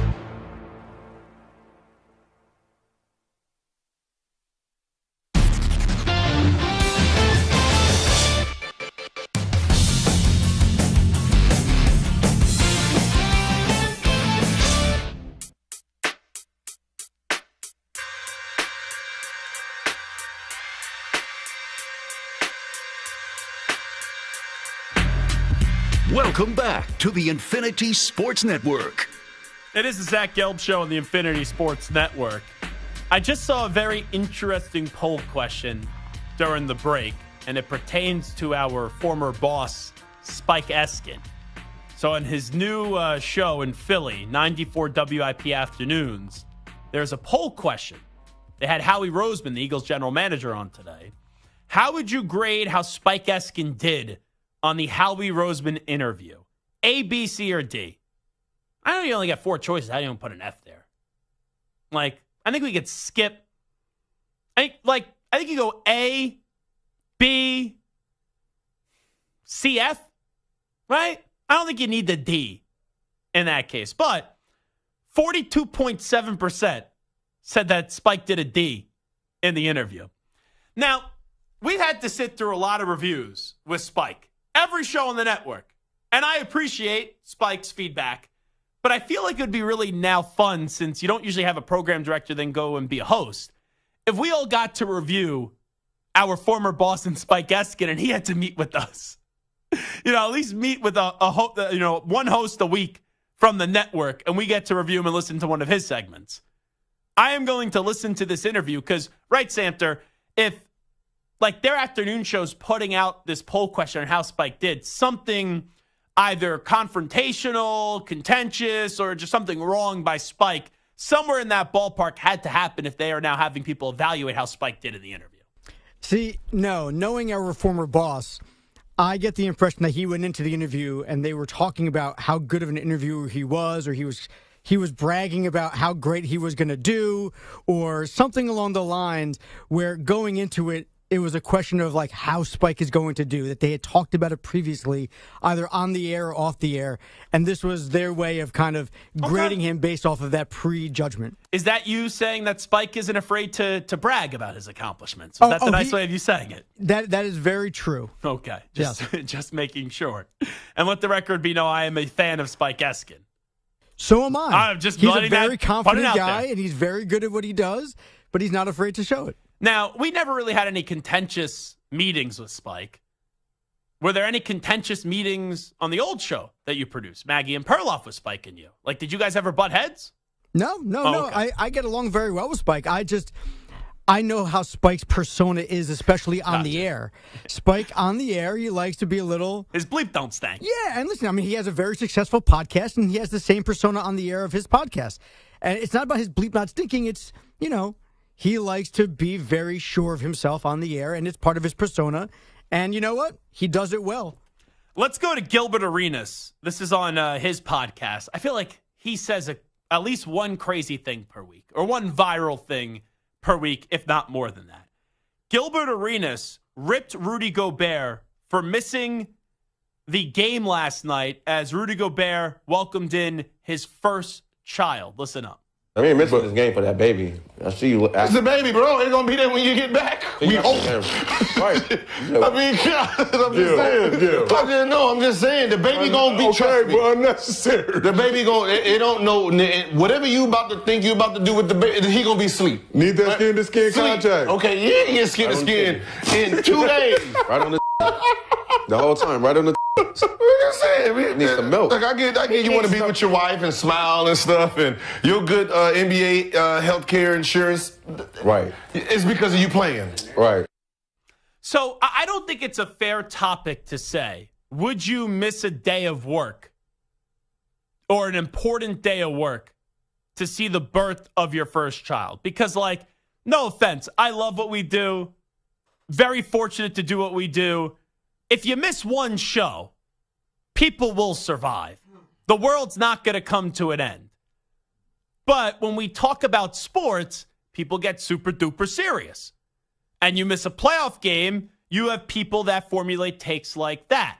So, Santa, I'm curious your opinion on this. Santa, new father, first-time father, about a year and a half ago, I would say? Coming up on 17 months and 5 days. Well, who's counting? I am. Maybe only you and your wife. Would you miss the birth of your child if, let's say, you were an NBA player and you were in a pivotal playoff game? So there's a qualification to it. There's a couple qualifications. One, is this your first child or is this one of many? Okay, this is the first child for Rudy Gobert. Okay, and assuming this would be my first child as well. Yes. Now, is this Game 2 of a second-round playoff series, or is this Game 6 of the NBA Finals? Game 2, as it was last night. Okay. So under those conditions, first child, Game 2, on the road, up 1-0, in the second round of the NBA playoffs, of course I'm missing it. If this is Game 6 of the NBA Finals... You're missing the birth? The game. The game you're missing. 100% for the first child. But if it's Game 6 of the Finals, Game 7 of the Finals, that's where it gets a little dicey, right? That's where it becomes kind of a question. If this is a Game 6, Game 7, a pivotal win-or-go-home type of game, it becomes a little bit dicey. First child, you should really always be there. However, Game 6, Game 7, that kind of, even a 2-2 Game 5, that's tough. But Game 2, second round? I think it has to be an elite sporting event to miss the birth of your first child. Yeah. Like, for example... Remember, I don't know if it was his first child, but the whole Scottie Scheffler situation at the Masters, people were wondering if he was going to have to leave early. I never thought he was going to leave the Masters, even though he said he would have. If it's Game 7 of a Stanley Cup final, if it's a Super Bowl, if it's Game 7 of the NBA Finals, okay, I could see that. But I can't get on this train of ripping Rudy Gobert last night, and they blew out the Nuggets anyway. But I can't say I'm going to rip Rudy Gobert for missing the game to see the birth of his first child. Stu, where you at on this one? Just wondering. Yeah, I can't blame him, and I think I'm kind of with Mike. In his scenario, there's no way I'm missing the birth, but as the stakes get higher in Game 7, the Super Bowl, then I don't know. Glad I don't have to decide that. I really couldn't even crush the person if they said I'm going to miss Game 7 of the NBA Finals because my child's getting born. I couldn't crush them there. Like, I may be loud on the radio. Some people may not think that, I'm an understanding human being and I have a heart.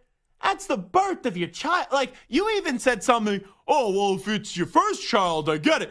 Even if it's your second, your third child. Now, if you're like Antonio Cromartie and you have like 9,000 kids, all right, that's a little bit different. But if you're having like 1, 2, or 3 kids, I could even understand missing that because that's such a special moment. Like, there's life events, getting married, having your children being born. Like, you're telling me a birthday party? All right, you can miss. You're telling me a best friend's engagement party? Like, okay, you can miss. I don't know how many times this happens in the NBA world, but if your son or daughter's having a bar or bat mitzvah and it somehow happens to line up with Game 7, you can miss the horror for crying out loud. But the birth of your child, that's a tough one to miss. Game 7 of the finals? Here's the thing. You miss the birth of your child, you can explain it away with the Game 7 of the finals, and the kid will not know any different. Dad, you don't love me. Or Dad, don't love me.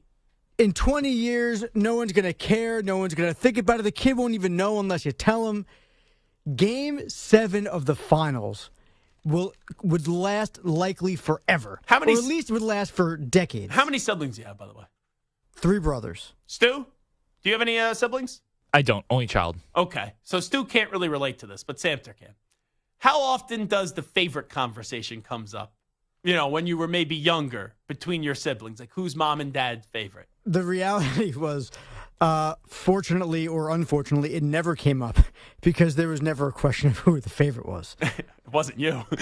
I was so clearly the favorite that it wasn't even a question. So if my 2 older brothers always screwed around in school, my younger brother always caused problems in school. But let's say that conversation comes up. Yeah. If one child didn't even have his father at the birth, you can't be the favorite. You weren't important enough. No, see, here's the thing. I totally disagree, right? Because, the favorite is based off of the kid's personality, not based off of a moment of its life that you were there for or not, right? So the favorite is based off of, which kid do you like the most, not which kid did you attend more But you know how events for. juvenile that game gets. Like, if let's just say my dad wasn't at the birth of my sister, but he's at the birth for me, that's the easy trump card. It's the easy trump card right there. But you can always be like, yeah, but he missed mine for Game 7. He missed your baseball game because his foot hurt or whatever. You can always the Game 7 trumps all. Game 7 trumps all, especially in finals Game 7. No, Game 7 of the finals, I'm missing everything. So don't get me wrong. I would probably, in that decision, play in the game. But I can't crush someone if they're like, I'm not. I wouldn't crush them, but I would question their loyalty to their sport. Remember, years ago, this had to be 15 years ago, when Boomer, he crushed some player for missing 6 or 7 days on paternity leave. And he's like, guy, get your ass back and play. And he got shredded nationally for it. Gilbert Arenas says it, though. Has he got shredded for this? I'm sure on social media, people are shredded, but I haven't seen a lot of articles about it. Not just trolls. Yeah, listen, if Gobert ends up missing Game 3 so he can just be with his family, that's a little different. Then maybe there's more conversation about it. As long as everyone's healthy. But yeah, the birth of your child is a singular moment, whereas Boomer was probably doing the whole hey, you've been gone for long enough, time to kind of get back with your teammates. But still, either way, Game 7, there's no chance I'm missing it. We will draft the future faces of the NBA when we come on back. Update time first. Here's the Ackman, Rich Ackerman. Infinity Sports Network Sports Flash. Well, there's one baseball game right now. The defending champion Rangers taking on the A's, one of the worst teams in baseball, and the score certainly reflects that. Bottom of the second, the A's at least have scored now, but they trail the Rangers by a score of 11-1. Marcus Semien so far in the second inning is a triple shy of the cycle. He's 3 for 3 with 2 runs scored and 4 RBIs. A tough start today for Oakland. Two second-round series in the NBA begin tonight. Game 1 in Boston between the Celtics and Cavaliers. The East top seed has been very tough at home this year. Donovan Mitchell will try to change that narrative. The Cavs All-Star has had 89 points in the last 2 games in the previous round. Jaylen Brown will get the assignment tonight to try to slow him down. Donovan is an explosive, strong, 3-level scorer. You know what I mean? I think his strength gives him an advantage on a lot of defenders. And he's good at changing directions. He's just a good basketball player. And game 1 in the West between Oklahoma City and Dallas. The Ottawa Senators have named Travis Green their new head coach. The NHL draft lottery takes place tonight. The San Jose Sharks have the best odds of winning. I'm Rich Ackerman. The Infinity Sports Network is on your smart speaker. All you have to say is play Infinity Sports Network. That's it. Play Infinity Sports Network.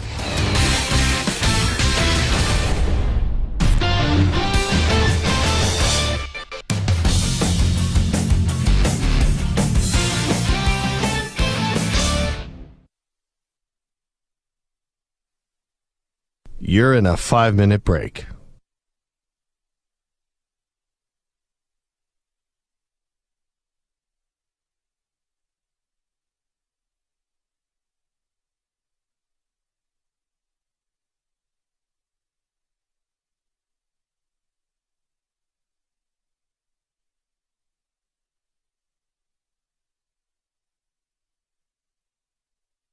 Four minutes, 30 seconds remaining.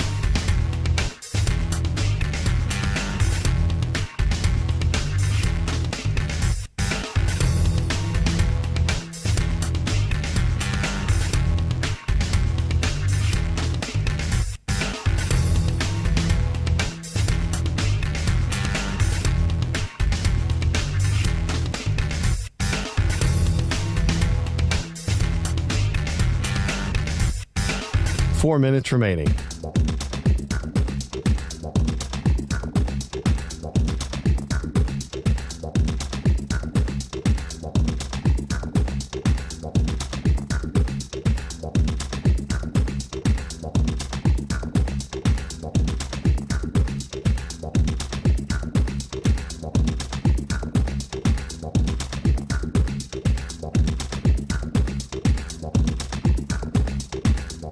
Three minutes, 30 seconds remaining.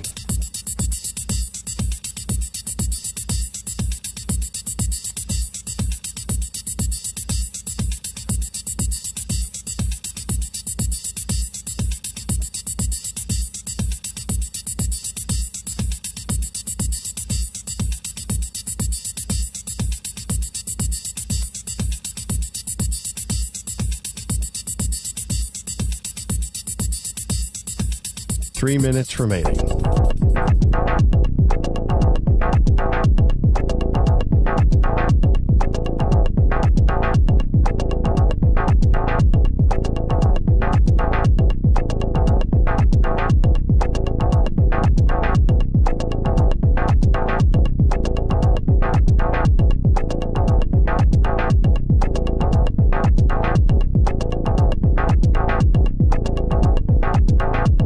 Two minutes, 30 seconds remaining.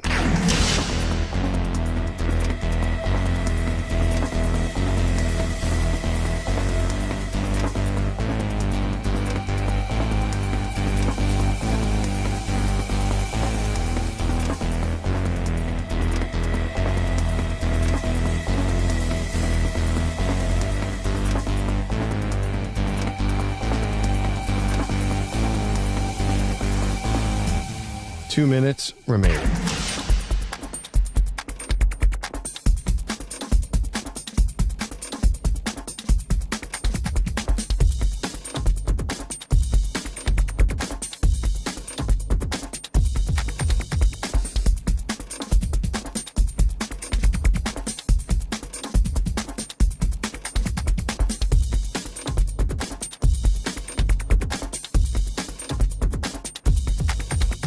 One minute, 30 seconds remaining.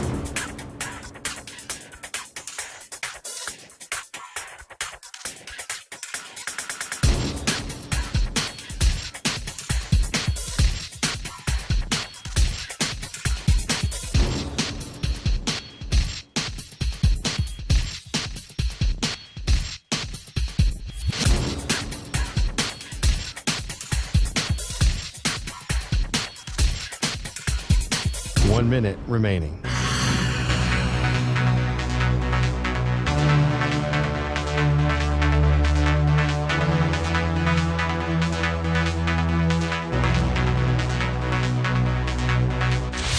Five seconds remaining.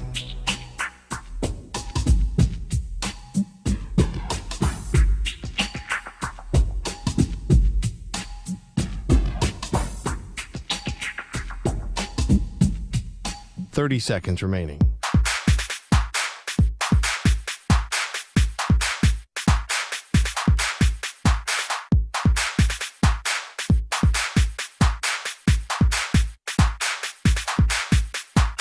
Seconds.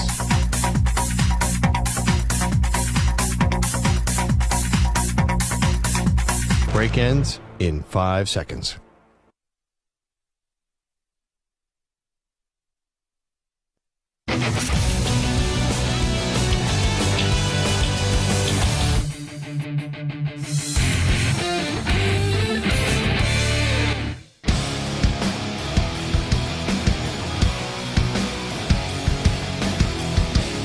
Welcome back to the Infinity Sports Network. All right, it is the Infinity Sports Network. It is the Zach Gelb Show. And this portion of the Zach Gelb Show on the Infinity Sports Network is brought to you by Wesley Financial. Are you stuck in a timeshare and want out? Contact Wesley Financial Group right now and get a free timeshare exit information kit at wesleyfinancialgroup.com. So we're going to do a face of the NBA draft right now. Here's how it's going to work. 3 picks each. We've been talking about who's the future face of the NBA for the last 2 weeks. We're going to set the bar 29 years or younger today. Got to be 29 years or younger, and that will put you in the running, so under 30, for face of the NBA. I'll start off. Anthony Edwards. I will take the guy that is the topic of the last 2 weeks, and you have a big star on the court, big star off the court, great personality.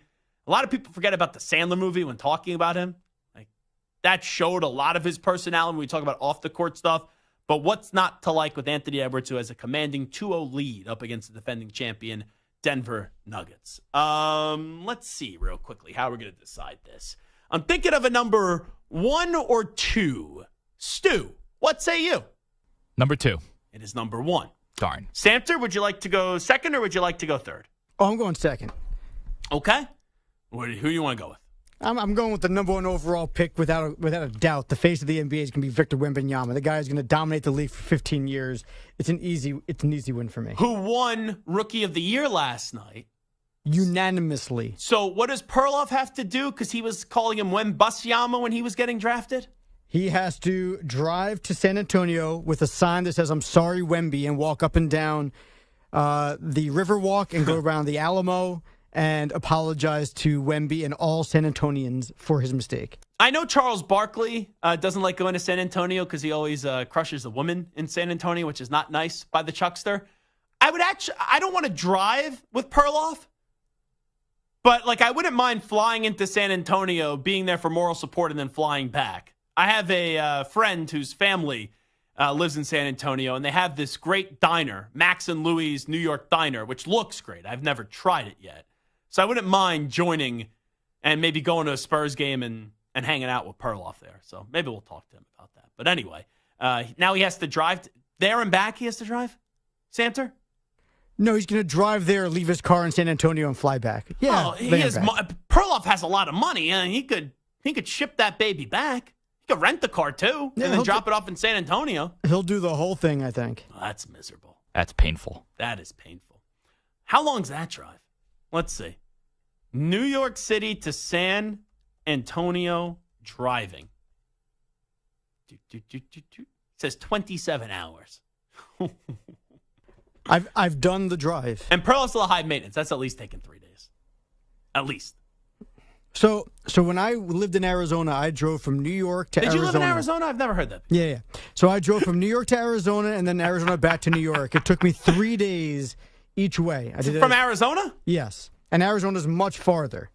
So I think you can do it in 2 days. That shows you how bad my geography is. I thought Arizona would be closer. From New York? Yeah. Your geography does not work very well here. Let's see. Arizona to San Antonio driving. It says 15 hours. From San Antonio to Arizona? Yeah. Yeah, so it's an extra 15 hours from New York. No, sorry.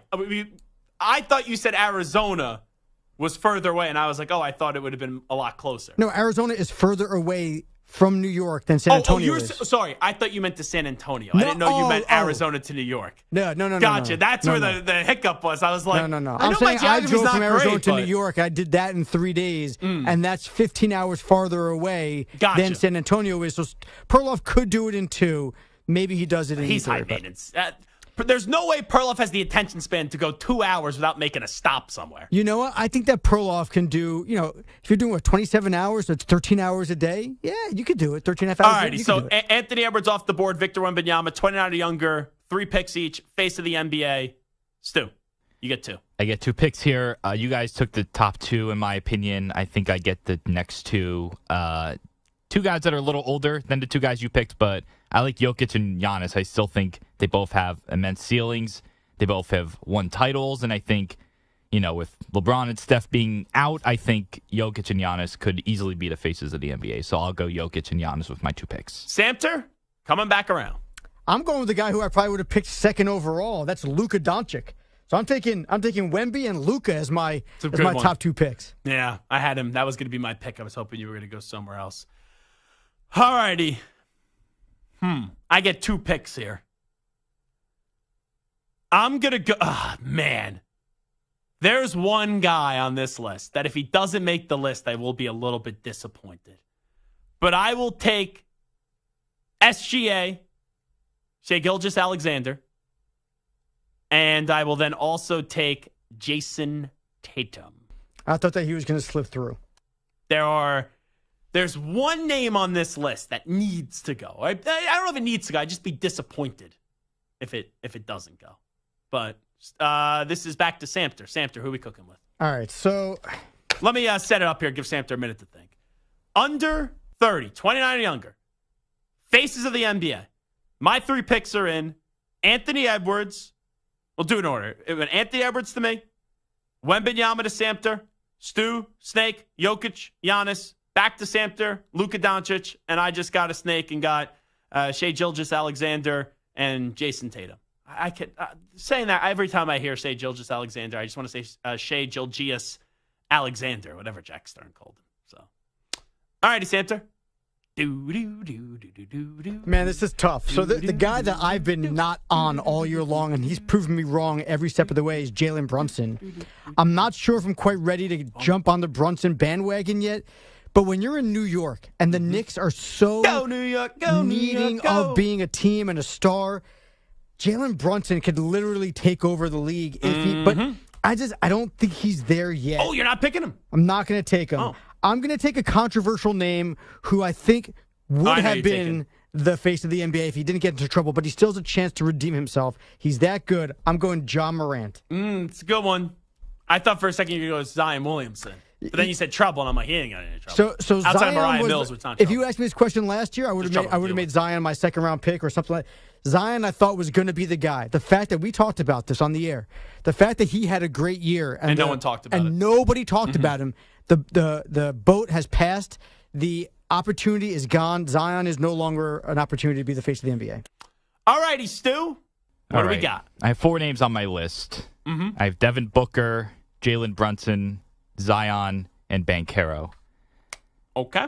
It's tough. No Trae Young, no Donovan Mitchell? No, I don't see those guys as faces of the league. I actually don't even see Booker and Brunson. You mentioned one of the names that I would like to see get on this list. Yeah, I think it's Banchero, right? I think that's the one you're thinking of. That's I'm not going to give you the answer to the test. That's who I'm going to take. Zion, I think, could be as well, but I just think there are just too many red flags and too many concerns with Zion. So I think Banchero has the better chance of becoming the face. Who are your 4? Banchero, Zion, Brunson, and Booker. I'm surprised Booker didn't go. That was not the name I was talking about. But right now I feel like he's in the shadow of Kevin Durant, so I get it. Zion, I didn't even consider until Samter kind of traveled down that road I thought he was. Brunson, I feel like should be on it, but the guy I was saying, if the third pick and I was picking last year, Paolo Banchero. Because that dude, with what he did from year 1 to year 2, rookie of the year 1, and then year 2, NBA All-Star, very impressive. And the fact that he's a Dookie, I mean, like, say what you will, Duke players just have higher profiles, and their faces are known, their names are known. I think it's interesting. Every time now we say Duke, I think of J.J. Redick. Emphasize the last few letters there. Blue Devils are known. They might be hated, but they're known. Or the way that they at least sound. Anthony Edwards, SGA, Tatum for me. Wemby, Doncic, Morant for Samter. Joker, Giannis, Banchero for Stu.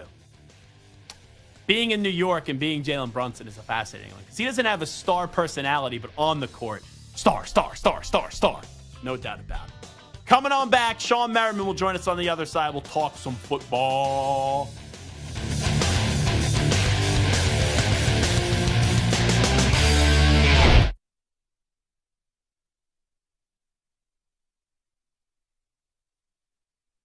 You're in a 5-minute break.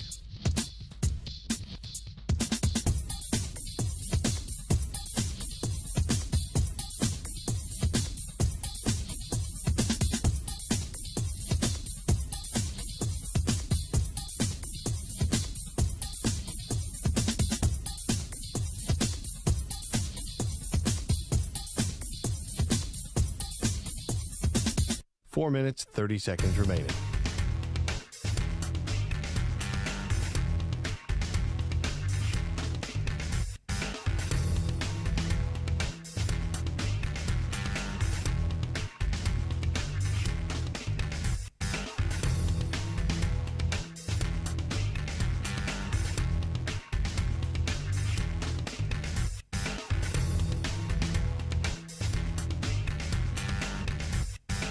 Four minutes remaining.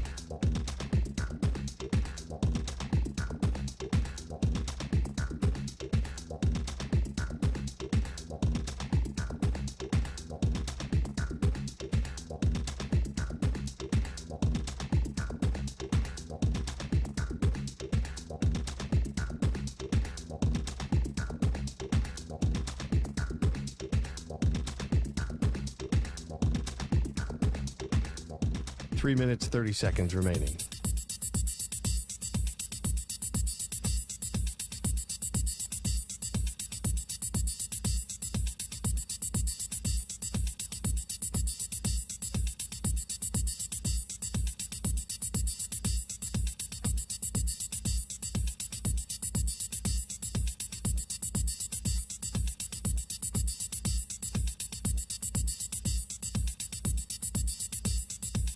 Three minutes remaining.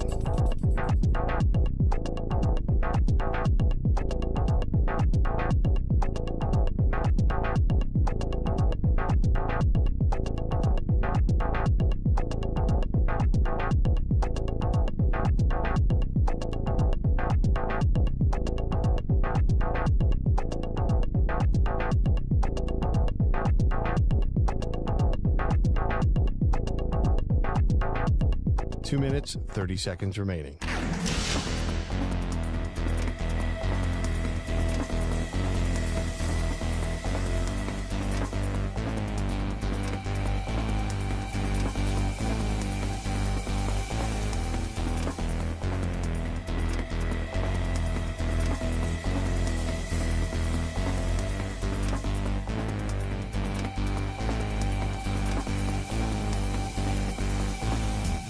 Two minutes remaining.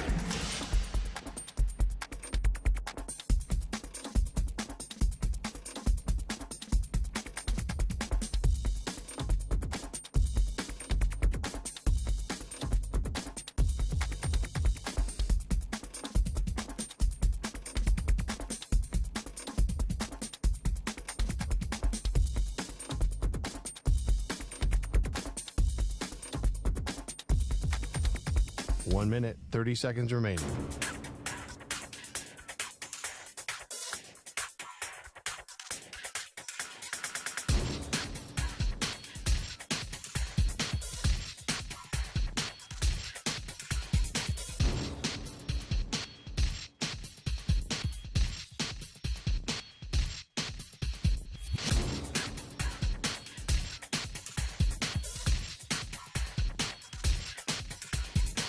1 minute remaining.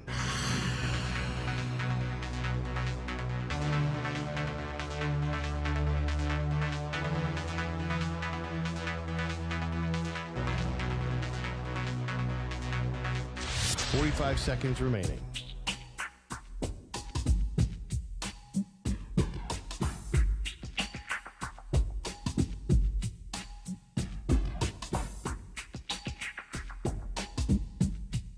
$30 seconds remaining.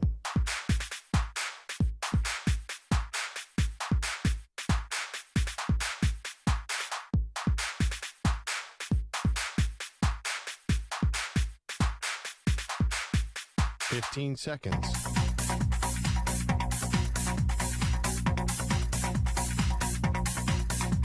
Break ends in 5 seconds.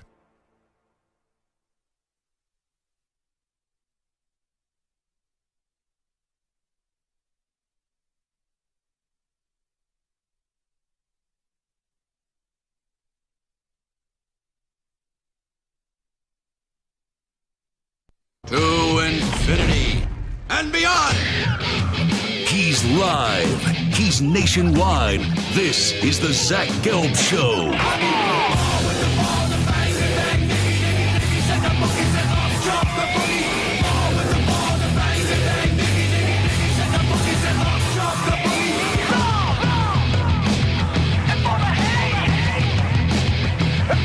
Here's your host, Zach Gelb.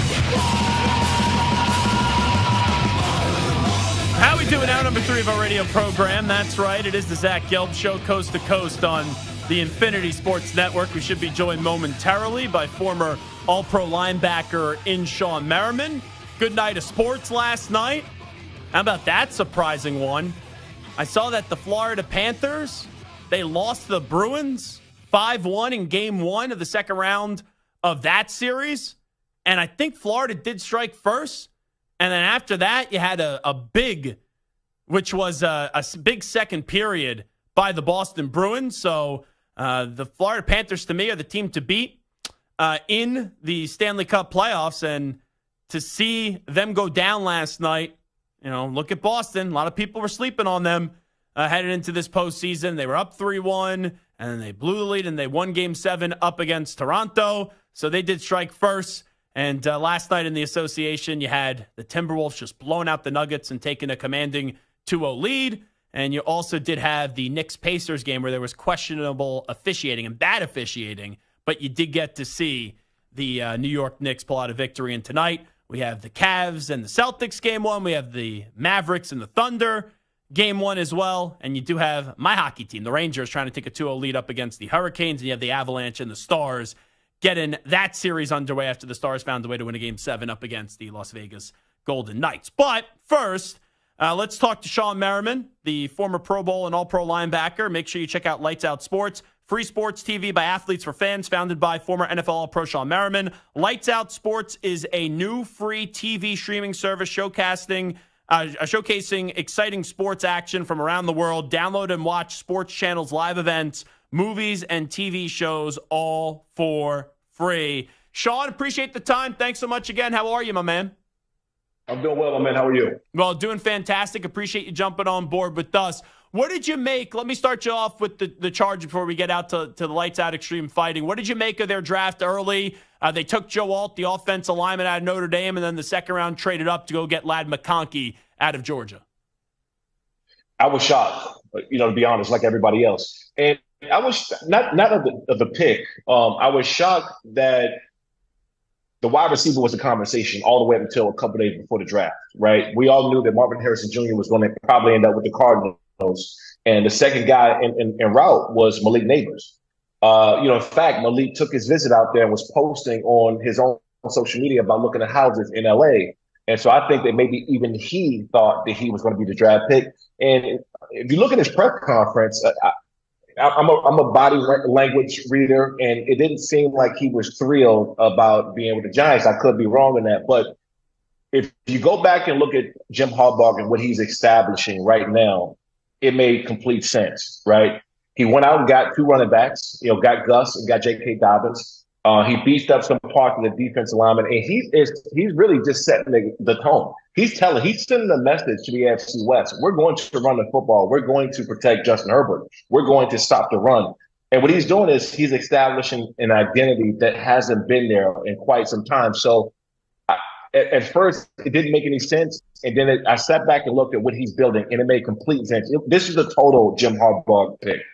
You know, it's kind of funny, Shawne Merriman, because when we first started talking about the draft, I'm like, all right, seeing the way that Harbaugh built Michigan, it was running the ball, it was great offensive lines year after year after year. I'm like, maybe they'll take an offensive lineman. But then everyone was talking about wide receivers, including yours truly, and I thought, like you, it was going to be a wide receiver. And I had Joe Alt on the day before the draft, and I asked him about the Chargers, because a lot of people thought he was going to go to Tennessee, and he's like, I didn't even have a top 30 visit with them. So maybe this was like the gamesmanship that goes on where you make everyone think one thing and you kind of hide the pick because you were fearful someone else was going to try to get in front of you to take away Joe Alt. Oh, look, there's no doubt about that. There was a chess match playing behind closed doors. In fact, I mean, the amount of times that Jim Harbaugh has brought up the greatness and how good J.J. McCarthy was, I almost thought that he was trying to get one of these guys to move up in the top 3 or 4, and maybe he was going to go try to get Marvin Harrison Jr., right? I mean, there was a lot of games playing behind the scenes. But if you really look at what he's trying to establish and what he did at Michigan, like you said, they ran a football, and look at the big plays that was created down the field when he was running the football at Michigan. Most of his 30-plus yard plays were because they were so effective in the run game. Well, what do we know that Justin Herbert can do? Justin Herbert can sling it down the field. And so if you're running the football effectively, you're getting these pass rushes, which they got plenty of them they got to deal with, including Max Crosby in that division. Every pass rusher's nemesis is someone who's capable of running the football because you can't pin your ears back and go. That's when those big plays hit downfield. So I sat back after that draft pick and I said, that made complete sense for the mentality that they're trying to establish with the Chargers now. How much of an impact do you think Harbaugh will bring in year one on the field? Clearly, he's 10 times better of a head coach than Brandon Staley is. We know that.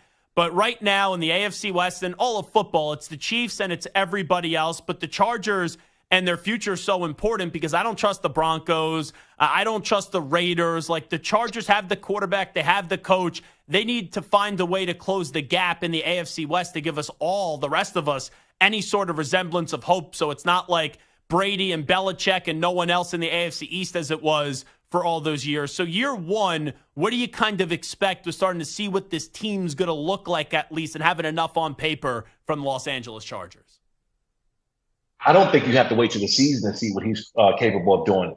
When is the last time we've seen a strength and conditioning coach do press conferences when he came in? We haven't seen it, right? I mean, seriously, we haven't seen it. And so they're establishing day one on who they want to be before the season even starts. And look, we don't know what Jim Harbaugh is going to do during the season. We don't know if they're going to win 10 games, 12 plus games. We have no idea. But we do know is because of Jim Harbaugh's history that he's come into organizations that are far less talented, in programs that are far less talented than the Chargers have, and turned them around. So we know that they're going to be a better team. We know that they're going to have identity. Going to the game, I went to every home game last year and some of the away games. I'm watching the games and I'm like, who in the hell, who's going to show up today? Are they a physical team? Are they a speed team? Do they play great? You had no idea who they were because they had no identity. And so the identity with these guys now is that you bring in 2 running backs. You got 2 capable running backs that get your 1-2 punch back there. They're going to pound the football. They're going to protect Justin Herbert. Justin Herbert is not going to get attacked as he was this past year and risk injury. They're going to stop the run, and everything else builds off of that. And this is why I love that the most, because we all know what the NFL has become now. It's become a pass-happy, big quarterback franchise league, and it got away from the running game. They got to devaluing running backs. But guess what? That run game sets up everything. It is so frustrating as a pass rusher. It's so frustrating and demoralizing for a defense, for a team that can run the football. Once that happens, now everything opens up. This is always been the key to winning football games. And over the last several years, it's become this quarterback-friendly, pass-happy league that is not going to take you very far unless you got a pass from Mahomes. That's it. And you bring up, having that Patrick Mahomes and a guy, right, that you really believe in, and especially in the AFC. You can't just have a good guy. You have to have a great guy. Shawne Merriman's here with us for a few more minutes. I'll stay inside division. The biggest shock of the draft, obviously, was Penix going 8 with the Kirk Cousins, move that they did this offseason. But if you would have told me Denver, 2 weeks ago before the draft would have been taking Bo Nix at 12, I would have never believed it, because I just think Bo Nix is a guy that could have a ceiling of good. I don't think he has a ceiling of greatness. When you saw the Bo Nix pick, what was that initial reaction? It wasn't even a pick. It was a follow-up question that Sean Payton compared Bo Nix to what he's seen with Patrick Mahomes coming out of college. That is more shocking than anything. You got to have a franchise quarterback in this league. You can't win without one. I just talked about how important they've made the quarterback position and being able to pass the football and being able to put up points. Everybody's going to get their guy for the next 5 or 10 years. So they had no choice, I believe, in going to get Bo Nix or somebody like a Bo Nix. With that being said, you need more help than that, buddy. They have so many holes to fix, and to move up, to do what they did with Bo Nix. And this is no shot at Bo Nix at all. I think he's going to be a hell of a player. I don't think he's going to move the needle stepping on the field. He's going to be a guy that has to work into that position. He's going to have to be a guy to build up. I don't think he instantly makes them better. And that's where they're going to have the problem with, because we know in this league, you don't win, which they didn't win last year. They had high expectations of Sean Payton coming in there. If you don't win in the next year or two, Sean Payton could not be there. He may not be there. And that's just the way the NFL works. And here's the part. Like, I don't think Bo Nix is great. I understand taking a quarterback, but it felt like they didn't have to take a quarterback this year because, as you're saying, they have to build that roster. Like, outside of Patrick Surtain, there's not a lot of players that you look in that roster and say, I have to have if I'm another team and I have to covet. And I just wonder, because Nix is going to play. He should start day one. Like, who are you going to throw in next year? Zach Wilson week 1? Like, give me a break. And I just fear that they're going to ruin him before he really even gets a chance. I think you're right. And I hate the fact that happened. I'm totally against teams throwing young quarterbacks in the fire when they're not ready, right? I hate the fact that the organizations have moved away from developing players. I hate it. And I really hate it when you got a guy who I don't think is capable and ready just yet. He may be the guy down the road, but you got to go out and get you a veteran to go out and start week 1. Go ahead and let Zach Wilson back whoever up. Go get you a pass rusher. If we all know that if you're playing in the division with franchise quarterbacks, great quarterbacks, which they are in the AFC West, go and get you a pass rusher that can put some pressure on the guys, go out and make some plays for you, and live and die what you have in the open market, that quarterback position. Bring Zach Wilson in. He can step in and provide something if the starting quarterback didn't happen. But you're setting yourself up to not be good for the next 2 or 3 years, and you may not be there. Those type of things, when they bring you in as high, to pay you as much money as they have, they want immediate change. They want to compete immediately.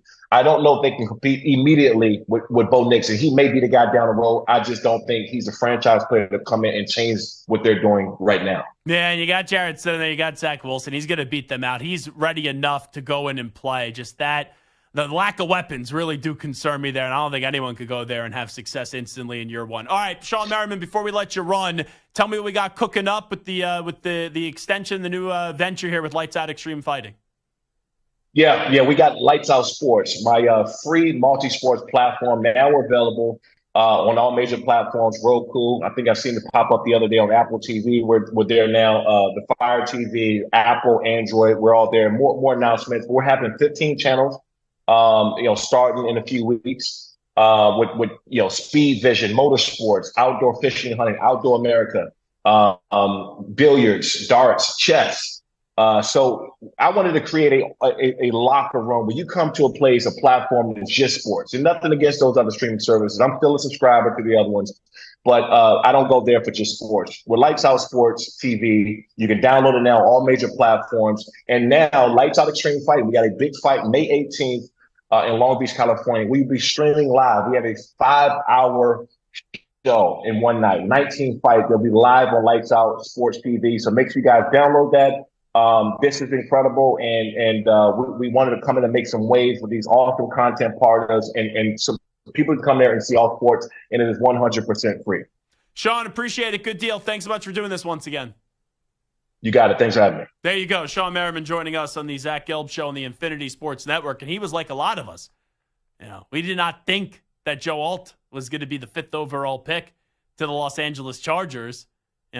Before, 2-3 months before the draft, maybe offensive line makes sense, but it seemed like everyone was mocking Malik Neighbors or Rome Odunze to the Chargers. But what Harbaugh's trying to do with Slater, and now you have Joe Alt into the fold, and he'll probably play right tackle. Harbaugh, what he does is he builds from inside out, not outside in. So he already has the quarterback. That's the biggest part. But to build the rest of the team, he's okay with losing a Mike Williams and a Keenan Allen. He's fine with that. He's okay with taking a chance on running backs with injury history and losing a guy like an Austin Eckler. But he wants to make sure that that team is just excellent in the trenches, and then he'll worry about putting the skill position players around Justin Herbert, who we know just on his own can do enough to at least continue to swim and not sink in the NFL. All righty, we will take a break. We will come on back. It is the Zach Gelb Show on the Infinity Sports Network. And when we do return, we've reached a new low here as a company and as a network. I saw something today when I was getting ready for the show. From a hygiene standpoint, may single-handedly be the most disgusting thing I've ever seen in this office. And trust me, since I grew up, right, kind of in this company, I saw when we were in the old building, Astoria, in the Kaufman Astoria Studios, which was the biggest dump ever. That place, man, they should have, locked my dad up on called Child Protective Services for letting me breathe the air there in Kaufman Astoria Studios. But what I saw today when I was getting ready for the show, I cannot believe what I just saw. We'll get to it on the other side. You're in a 5-minute break.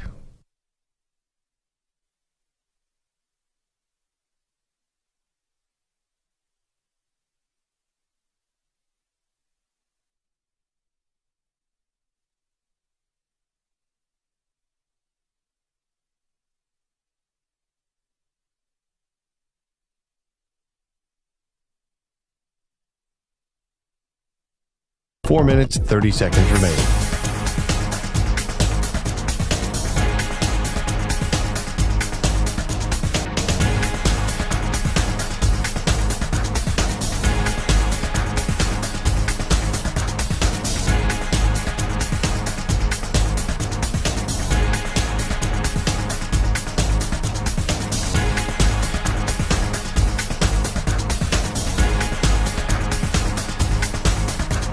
Four minutes remaining.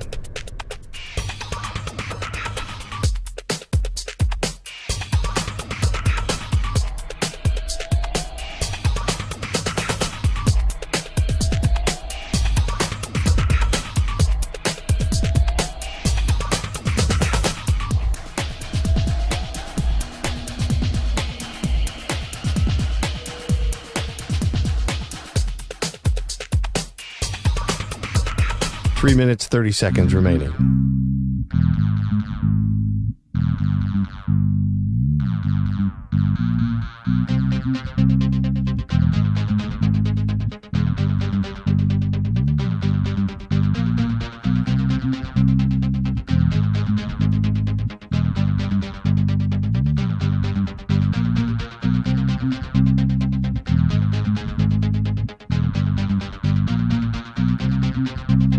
Three minutes remaining.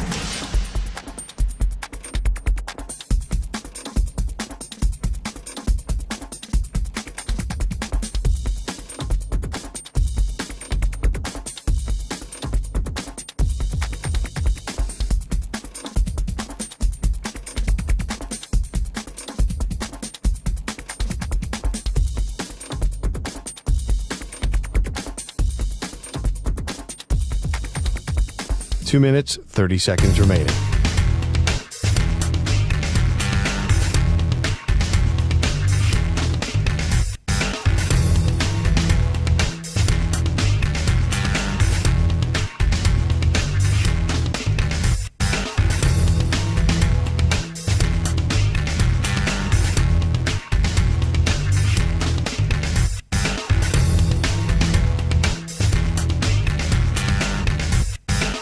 2 minutes remaining.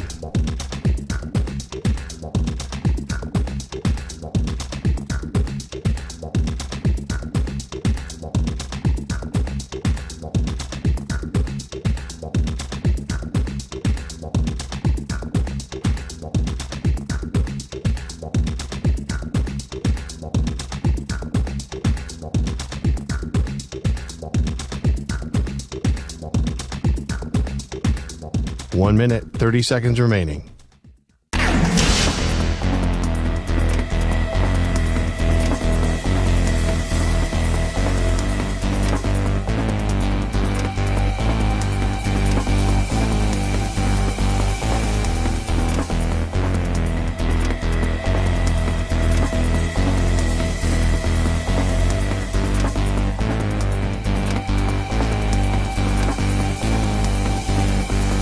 One minute remaining.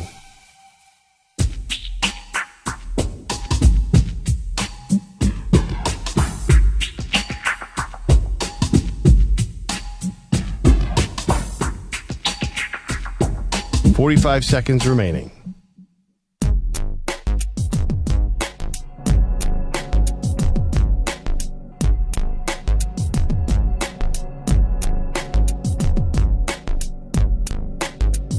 .30 seconds remaining.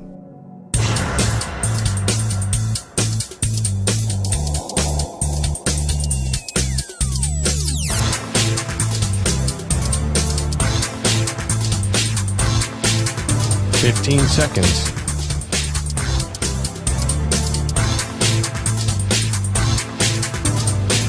Break ends in 5 seconds.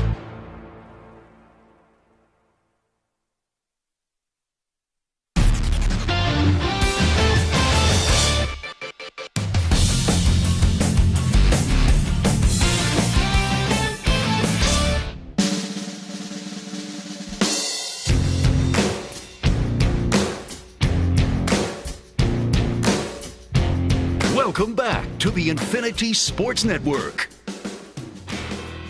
You know, when you work in a radio station, nothing should surprise you when you talk about hygiene and a lack of cleanliness. There have been days where I've walked into the stalls here and there's been a Baby Ruth bar, let's just say, still floating in the toilet. There have been days where I have seen, let's see how I want to say this, like cockroaches. And I'm not talking about the people that we work with, but I've seen cockroaches around the building. There have been days where someone has left food out over the weekend and there is a rancid smell. Heck, there is a radio show down the hall on WFAN that once dunked their host in milk, a gallon of milk, and he left the shirt in his office for over a weekend, and you came in on a Monday, and there was a terrifying smell. So I've seen a lot of disgusting things. Remember during the pandemic when no one updated the vending machines, and you would get like a drink, and the sodas would explode? They were frozen and they would fall out of the machine and it would explode and it would go everywhere. But I'm getting ready for the show today. And I'm in the production studio and I'm recording my sports minutes. I did a sports minute on Jamal Murray. And I did a sports minute on the bad officiating in the Knicks and Pacers game. And, you know, I'm pretty independent. You know, some other hosts, they got to sit down. They got to have a producer record for them and all that stuff. Like, I'll record my own sports minutes. I will sit down. I'll fire up Burley, the program that we use to record it. I'll turn on the mic myself. And then I'll send it off to the powers that be that produce the sports minute, whether it's Stu, Hickey, D-Cell, whoever. So as I'm getting ready to put my hand on the mouse to record on the computer, the sports minute, I see a floss stick.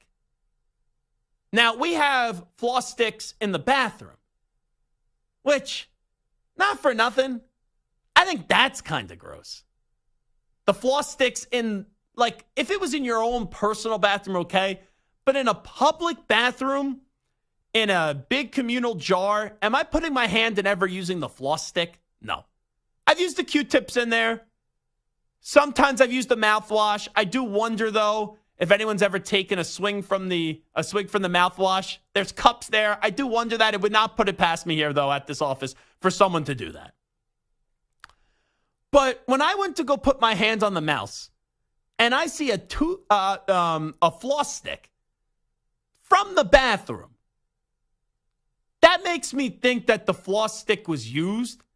Because if you were using it in the bathroom, like you would think you would just throw it out.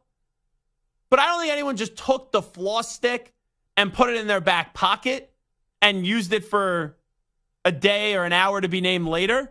Like, I kind of think you either use it in the bathroom and throw it out, or you take it with you out of the bathroom, you walk over to where you were and what you had to get done, you use it, and then a normal, sane human being would throw it out.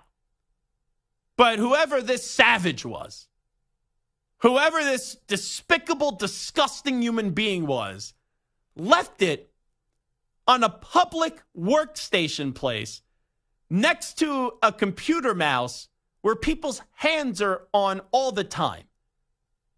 So, like, I'm wondering who it could be. So, like, I'm thinking of our lineup. Rome is not located out in New York City. JR in Atlanta. Bart in Milwaukee. Bill in LA. So there's 3 shows that emanate here from in the Infinity Sports Network headquarters. It can't be Amy, because I think Amy's on our honeymoon right now. And I don't think Amy gives the vibe of someone that would use a flossing device and then have the despicable kind of actions of leaving it in the production studio. I don't think it's Maggie. There's no way, Perloff, right, is too high maintenance to be recording his own sports minutes. He probably does them in this studio, not the production studio. And it wasn't me. So I don't think it's anyone on the air. Now, Samter, he's not here. I don't know where the heck he went. But maybe it was him. Maybe it was Samter, since he bailed on this segment. I don't know. Why are we supposed to be working right now? I feel like Samter should be here. It's definitely not Stu. So I'm going to give the benefit of the doubt to our guys. Now, every show here, whether the host is here or not, they have people behind the scenes that work here. Definitely not Hickey. Hickey's a clean person. Could be Shep. I would not put it behind Shep. And Shep is often in that production room. So I can't rule out Shep. But I think Shep would at least be courteous enough to throw out the flossing device. Is it EJ in the mornings? I don't think it's Pete the Body Bilotti. I don't think it's D-Cell. You know, I'm going through. It can't be like, is it Baccioni? I don't. It could be Baccioni. He seems like a nice kid. Sometimes the people you least expect it to be. Like, I'm trying to figure out who this is, Stu. Who do you want to throw under the bus and speculate that it may be? See, that's the problem. I just don't know who would. See, if it was a weekend situation where this was a Monday and it was everyone from the weekend. And we don't really know everyone. Yes. A lot of part-timers. There's nobody that's full-time that's here, after our show until, when you saw it before your show. So, like a 20-hour span. I just, there's nobody that comes to mind that I'd be like, it's definitely that person. I hate to narrow it down to 3 people, but I'm going to narrow it down to 3 people. Because that production studio doesn't get used a lot. It either gets used for, like, if you're doing a later show, you got to record an interview, or if you got to record a sports minute, or maybe something post-production. I'm going to say I've seen Shep there a lot. I don't know EJ's schedule, and I like EJ. I've had a lot of good times with EJ in the road. It doesn't seem like something EJ would do, but I could see him occupying that space, or Baccioni. I think it's one of those 3 people. Now, could it have been someone down the hall that used that? Like, hey, you know what? Could be a Pete Hoffman. It could be a Pete Hoffman. He seems like he's someone that gets a lot of food stuck in those teeth, and he needs a little bit of some floss. It could be Hoffman. But man, that's absolutely disgusting. The most disgusting thing, though, outside of the time the number 2 was in the toilet and someone didn't flush, was, I'll never forget this. And you know this person. This is the time I wish we were recording all the shows via video. I was doing the weekend overnight, 2 to 6 a.m. Eastern time. Our good pal, mutual friend, Ben Horowitz. Ben was notoriously known for doing shows and dipping during the shows. So you'd always have this big dip spit cup, and like, it was rather repulsive. It was very gross. And I'll never forget, I don't remember what the rant was about, but I'm in the middle of a rant, and I see Ben at like 3:30 a.m. Eastern time, a little bit tired, which is fair. And I always have a rule of thumb, like, I don't want to see anyone yawning until 4 a.m. Eastern time. Like, you can't be yawning in the first 2 hours of the show. Afterwards, okay, get me out of here from 2 to 6 a.m. Eastern time. But it was like 3:30 a.m. Eastern time, and I thought I saw Ben get a little tired, yawning, go back. And I see him go to grab a cup, and he takes a sip. He drank, though, his dip spit, and not, this shows you how unhealthy Ben Horowitz is. He was like drinking like a Coke or something, or he thought. And that dip spit went all over the studio because he spat it out. That was the hardest I think I forget who I was ranting about. But let's just say it was like Paul George, for example. I don't know why. That was just the name that came to the tip of the tongue. And I'm like, Paul George, he didn't show up in the playoff game. Oh my God, what just happened? And I was laughing hysterically because Ben Horowitz was drinking his dip spit. That was the most disgusting thing I've ever seen. Oh, you know what? There's one other. This actually may take the top prize. This was disgusting. Someone once clipped their toenails. Act just said, he just walked in. He's like, Someone once clipped their toenails in one of the production studios, and there were spare nails on the floor. So Ben Horowitz, by mistake, drinking his dip spit. Yeah, that happened. It acts like I haven't heard that name in a while. The toenails getting cut are the two worst. But I know that you're not on Twitter that much, but you just follow it for just the sake of the job. We're talking about how when I was walked into the production studio today by the mouse, there, you know those floss sticks that they give out in the bathroom here? Yeah, you got to throw that out. Right by the mouse and the production studio. Yeah, that's wrong. That's very wrong. Was it very you? Wrong. For A, I don't use them here.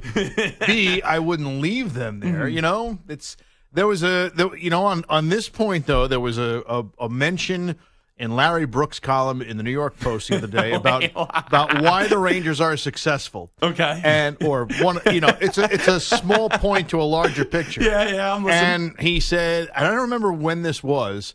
I don't know if it was recently or a couple of months ago, but the locker room was clearing out after the game, and somebody threw, one of the tape that they use for their pads, and somebody threw it toward the garbage can, and it missed, and it hit the floor, and in a matter of seconds, Vincent Trocheck picked it up and put it in. And that's the way they are.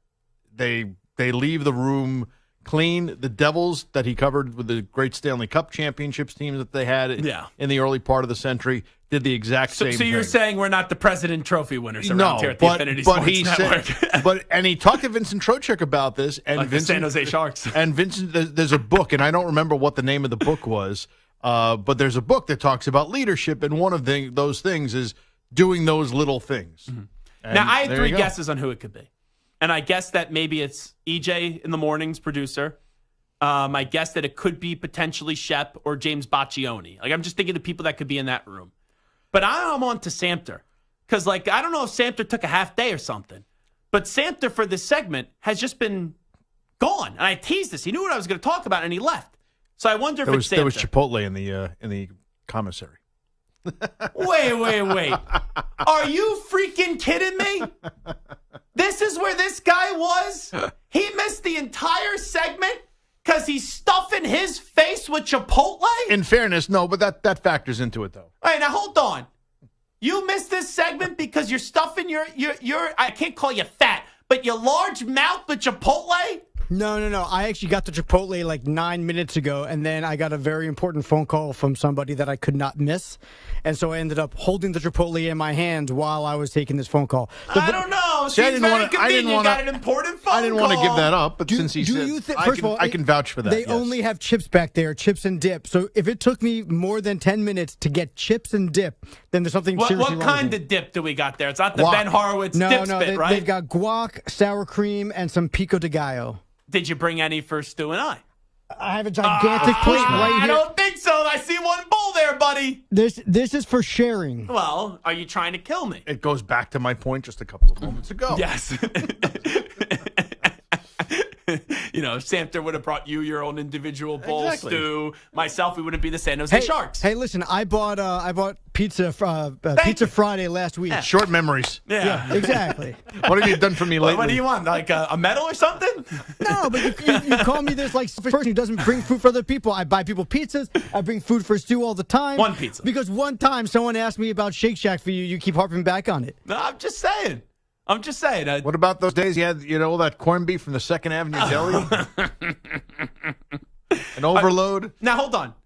You know that I can't have guacamole. Why not? You're allergic?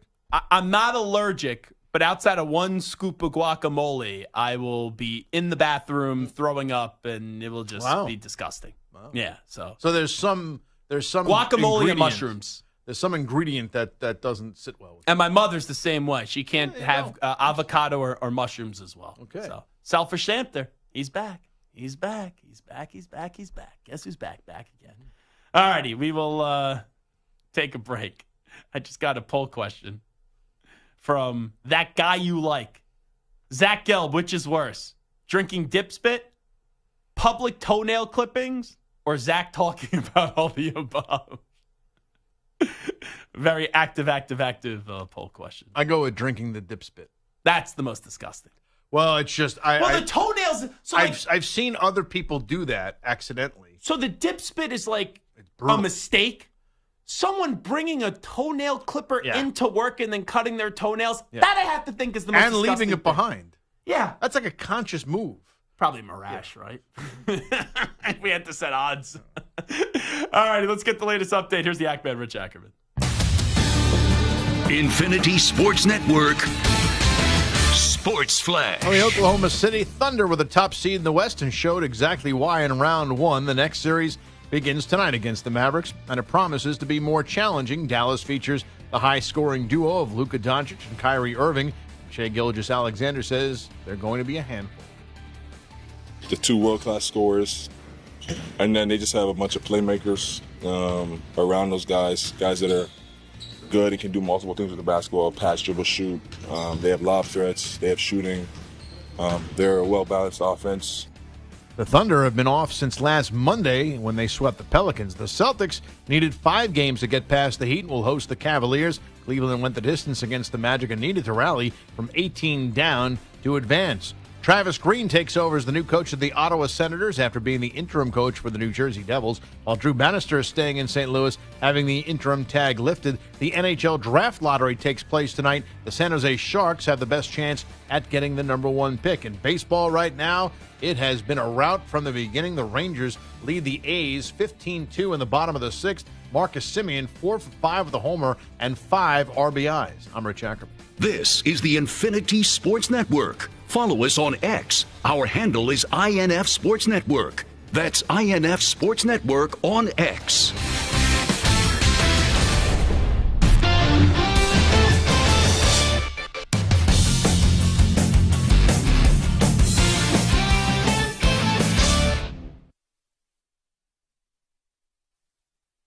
You're in a 5-minute break.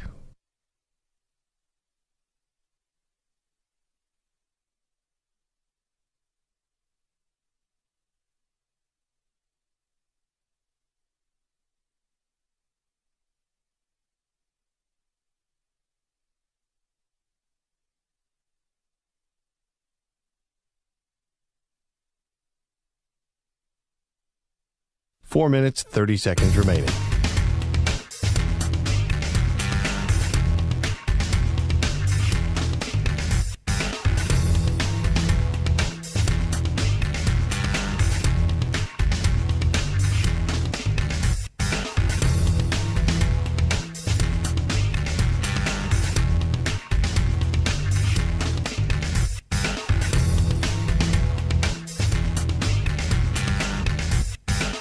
Four minutes remaining.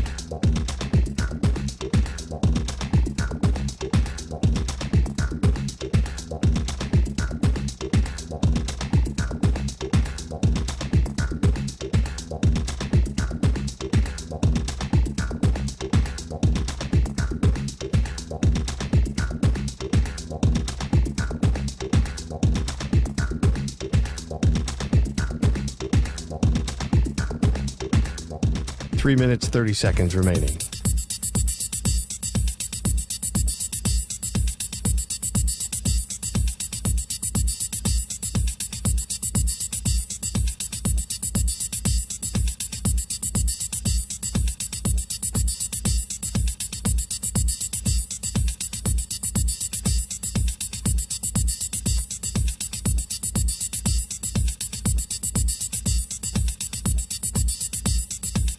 Three minutes remaining.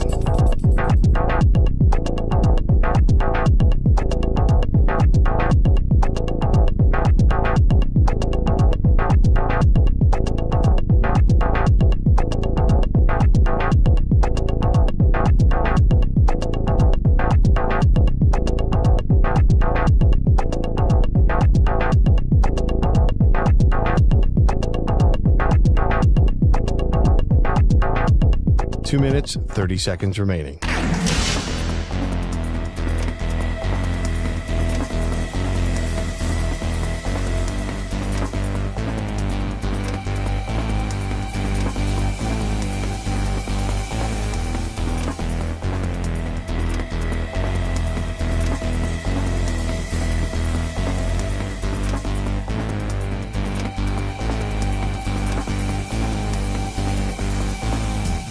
Two minutes remaining.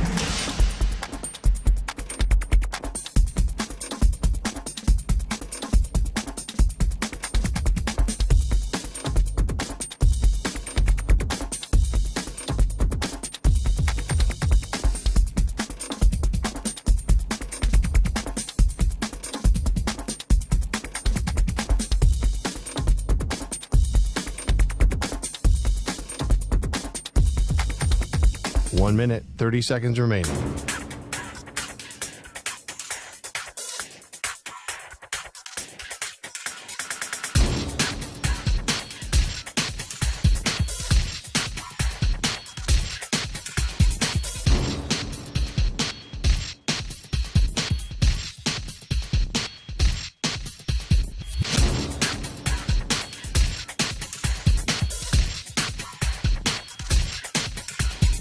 One minute remaining.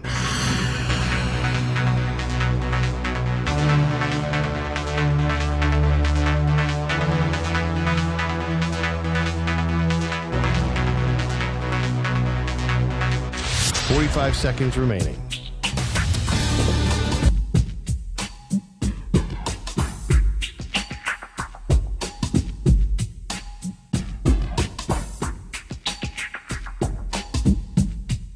Thirty seconds remaining.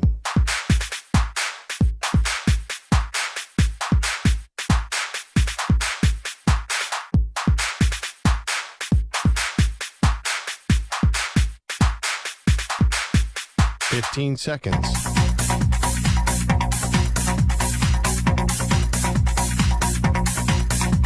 Break ends in 5 seconds.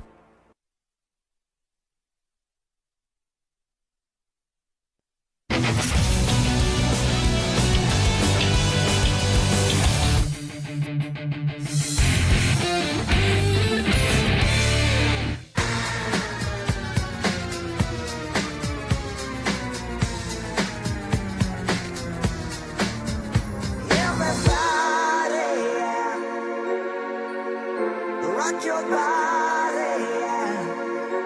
is Howie. And this is Nick. We're the Backstreet Boys, and you're listening to the Zach Gelb Show. And guess what? Zach is back. All right.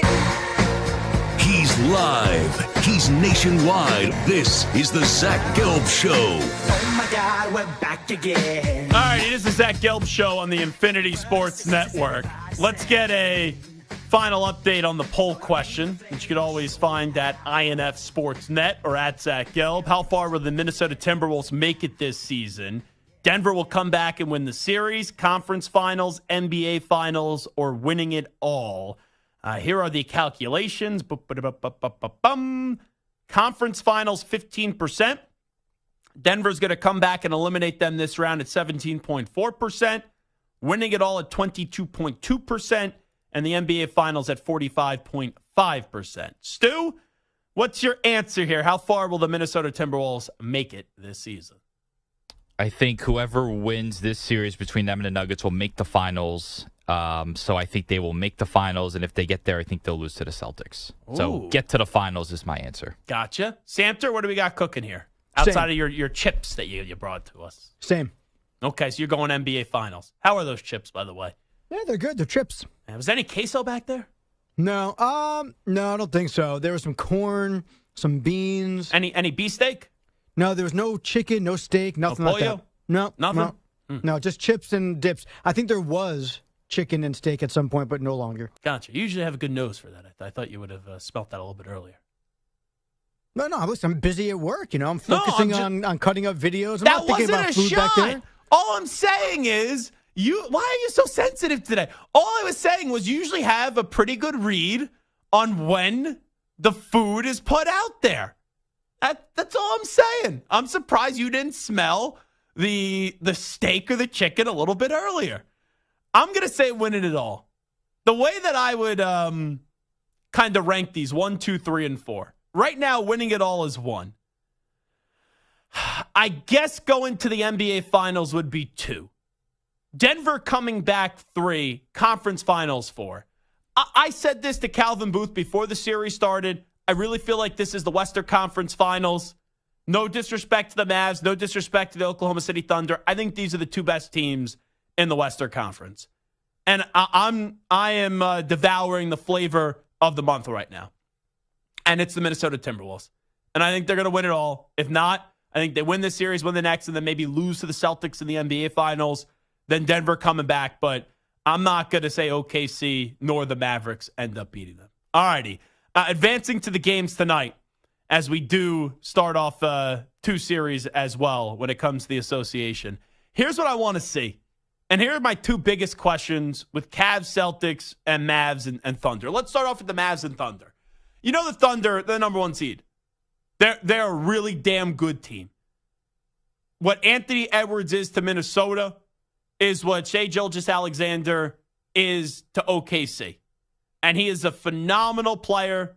He's a guy that is a future face, like one of those guys that are the faces of the NBA. My question isn't really about Oklahoma City.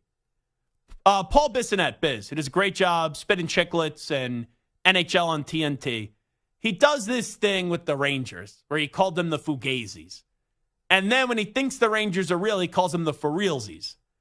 That's my question that I have with the Dallas Mavericks. Are they for realsies? That's what I'm wondering. Because in round 1, you saw what this team could be. Kyrie being basketball number 1. You have Luka Doncic. We know how lethal of a 1-2 punch that could be. But how consistent is that going to be? We've seen this team before get to the conference finals just a few years ago. When you had Jalen Brunson, you had Luka Doncic, a team that had no business being in the conference finals. They got there. This group, though, in a league where there's no more super teams, it's dynamic duos, it's 1-2 punch.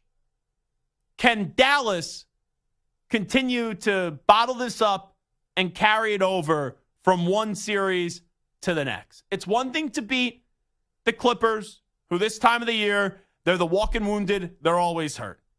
Now you have a young, fun, number 1 seed in the Oklahoma City Thunder.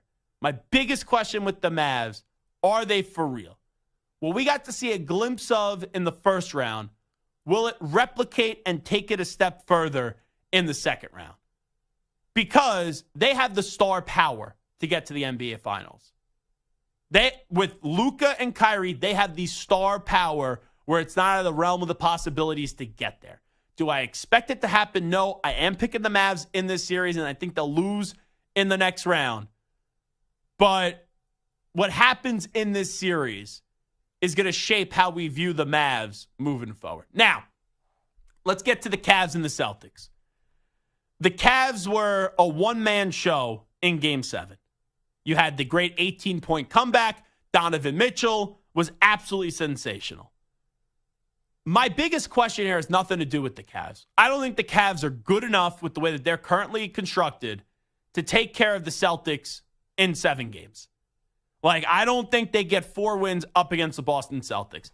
The Cavs are a team that are stuck right now in the good category, and they're not going to be great.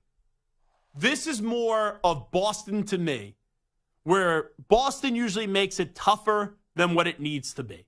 You go back to other years where they had chances to close team outs, didn't do it. Series extends. You got to win a Game 7 or you lose a Game 7. But for this Boston team, if they want me to start to think, there's not a lot they could do to impress in the Eastern Conference. You played Jimmy Butler round 1, Jimmy Butler was hurt. You played the Heat round 1, Jimmy Butler was hurt. Now you get a Cavs team that's good, not great. You should take care of them at most 6 games. The winner of the Knicks-Pacers series, the Knicks and Pacers, they're both going to be a challenge, but I don't think either of those teams are going to beat the Celtics in a 7-game series and get to 4 games. So what I want to see for the Celtics, I'll give you one blip. I'll allow you to drop 1 game to the Cavs. But I want to see if Boston can sweep or if they could take care of the Cavs in 5. Because even if Kristaps doesn't play in this series and he's out for Game 1 tonight, and who knows when he's going to return. But even if he doesn't play at all this series, Boston should win this series. And I said at most, this series should go 6 games. But if Boston wants to make a statement, if Boston wants to show me that maybe, just maybe, this team could be different than the team in previous years, you could get to a conference finals, you could advance to the NBA Finals, and you could get 4 wins in June to win the NBA Finals, another Larry O'Brien trophy.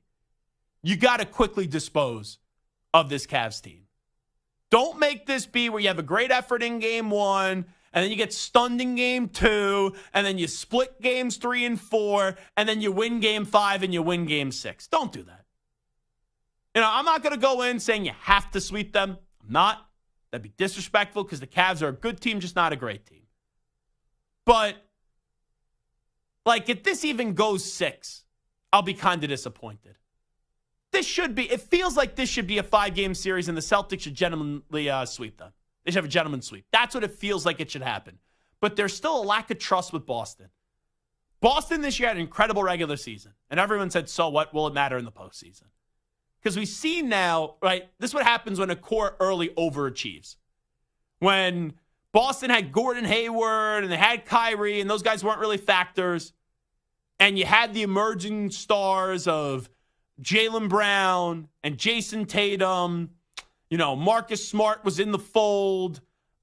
Scary Terry Rozier, right? They had that conference finals where Tatum throws the dunk down in a Game 7 up against the Cavs, and you thought, up against LeBron, you're like, oh, maybe they're going to win this game, and they lose the game.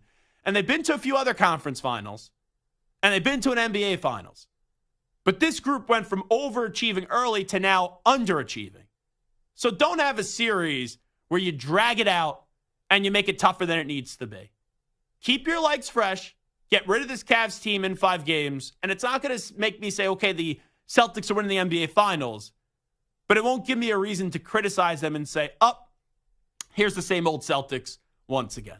All righty, that concludes a Tuesday edition of the Zach Gelb Show on the Infinity Sports Network. In the next hour, I will see if I will purchase a ticket and go to the Rangers game tonight. I'm going to Game 5 on Monday. So I think I'm going to watch this one on the couch tonight. I have really good seats tomorrow. I got offered a ticket to go and invited to go to the Knicks game, which I'm looking forward to, where if you watch tomorrow on TV, I may be calling a play. That's how close I am. I'm sitting right behind the Knicks bench tomorrow, so I'm looking forward to that. So I think I'm going to take it easy tonight. It won't be easy because I'm going to have a lot of stress watching this game, but I'm fine embracing the stress this time of the year. I'm not going to complain about how stressful it is to watch a sports game. But I'll watch my Rangers tonight. I think on my couch. We'll see if that changes in the next 60 minutes. Going to the Garden tomorrow for Knicks and Pacers. Reggie Miller's going to be in the house. That's going to be exciting with Reggie Miller and Spike Lee. That story never gets old. And then on Monday, if there is a Game 5, that'll be a Game 5 between the Rangers and the Hurricanes. I will be back at the world's most famous arena, Madison Square Garden. Big thanks to Shawne Merriman. Big thanks to Samter, even though thought he could have brought us a little bit more chips and no guacamole. Big thanks to Stu and each and every one of you. We'll be back tomorrow at 3 p.m. Eastern, noon Pacific, everybody. We out. Bye-bye. Peace.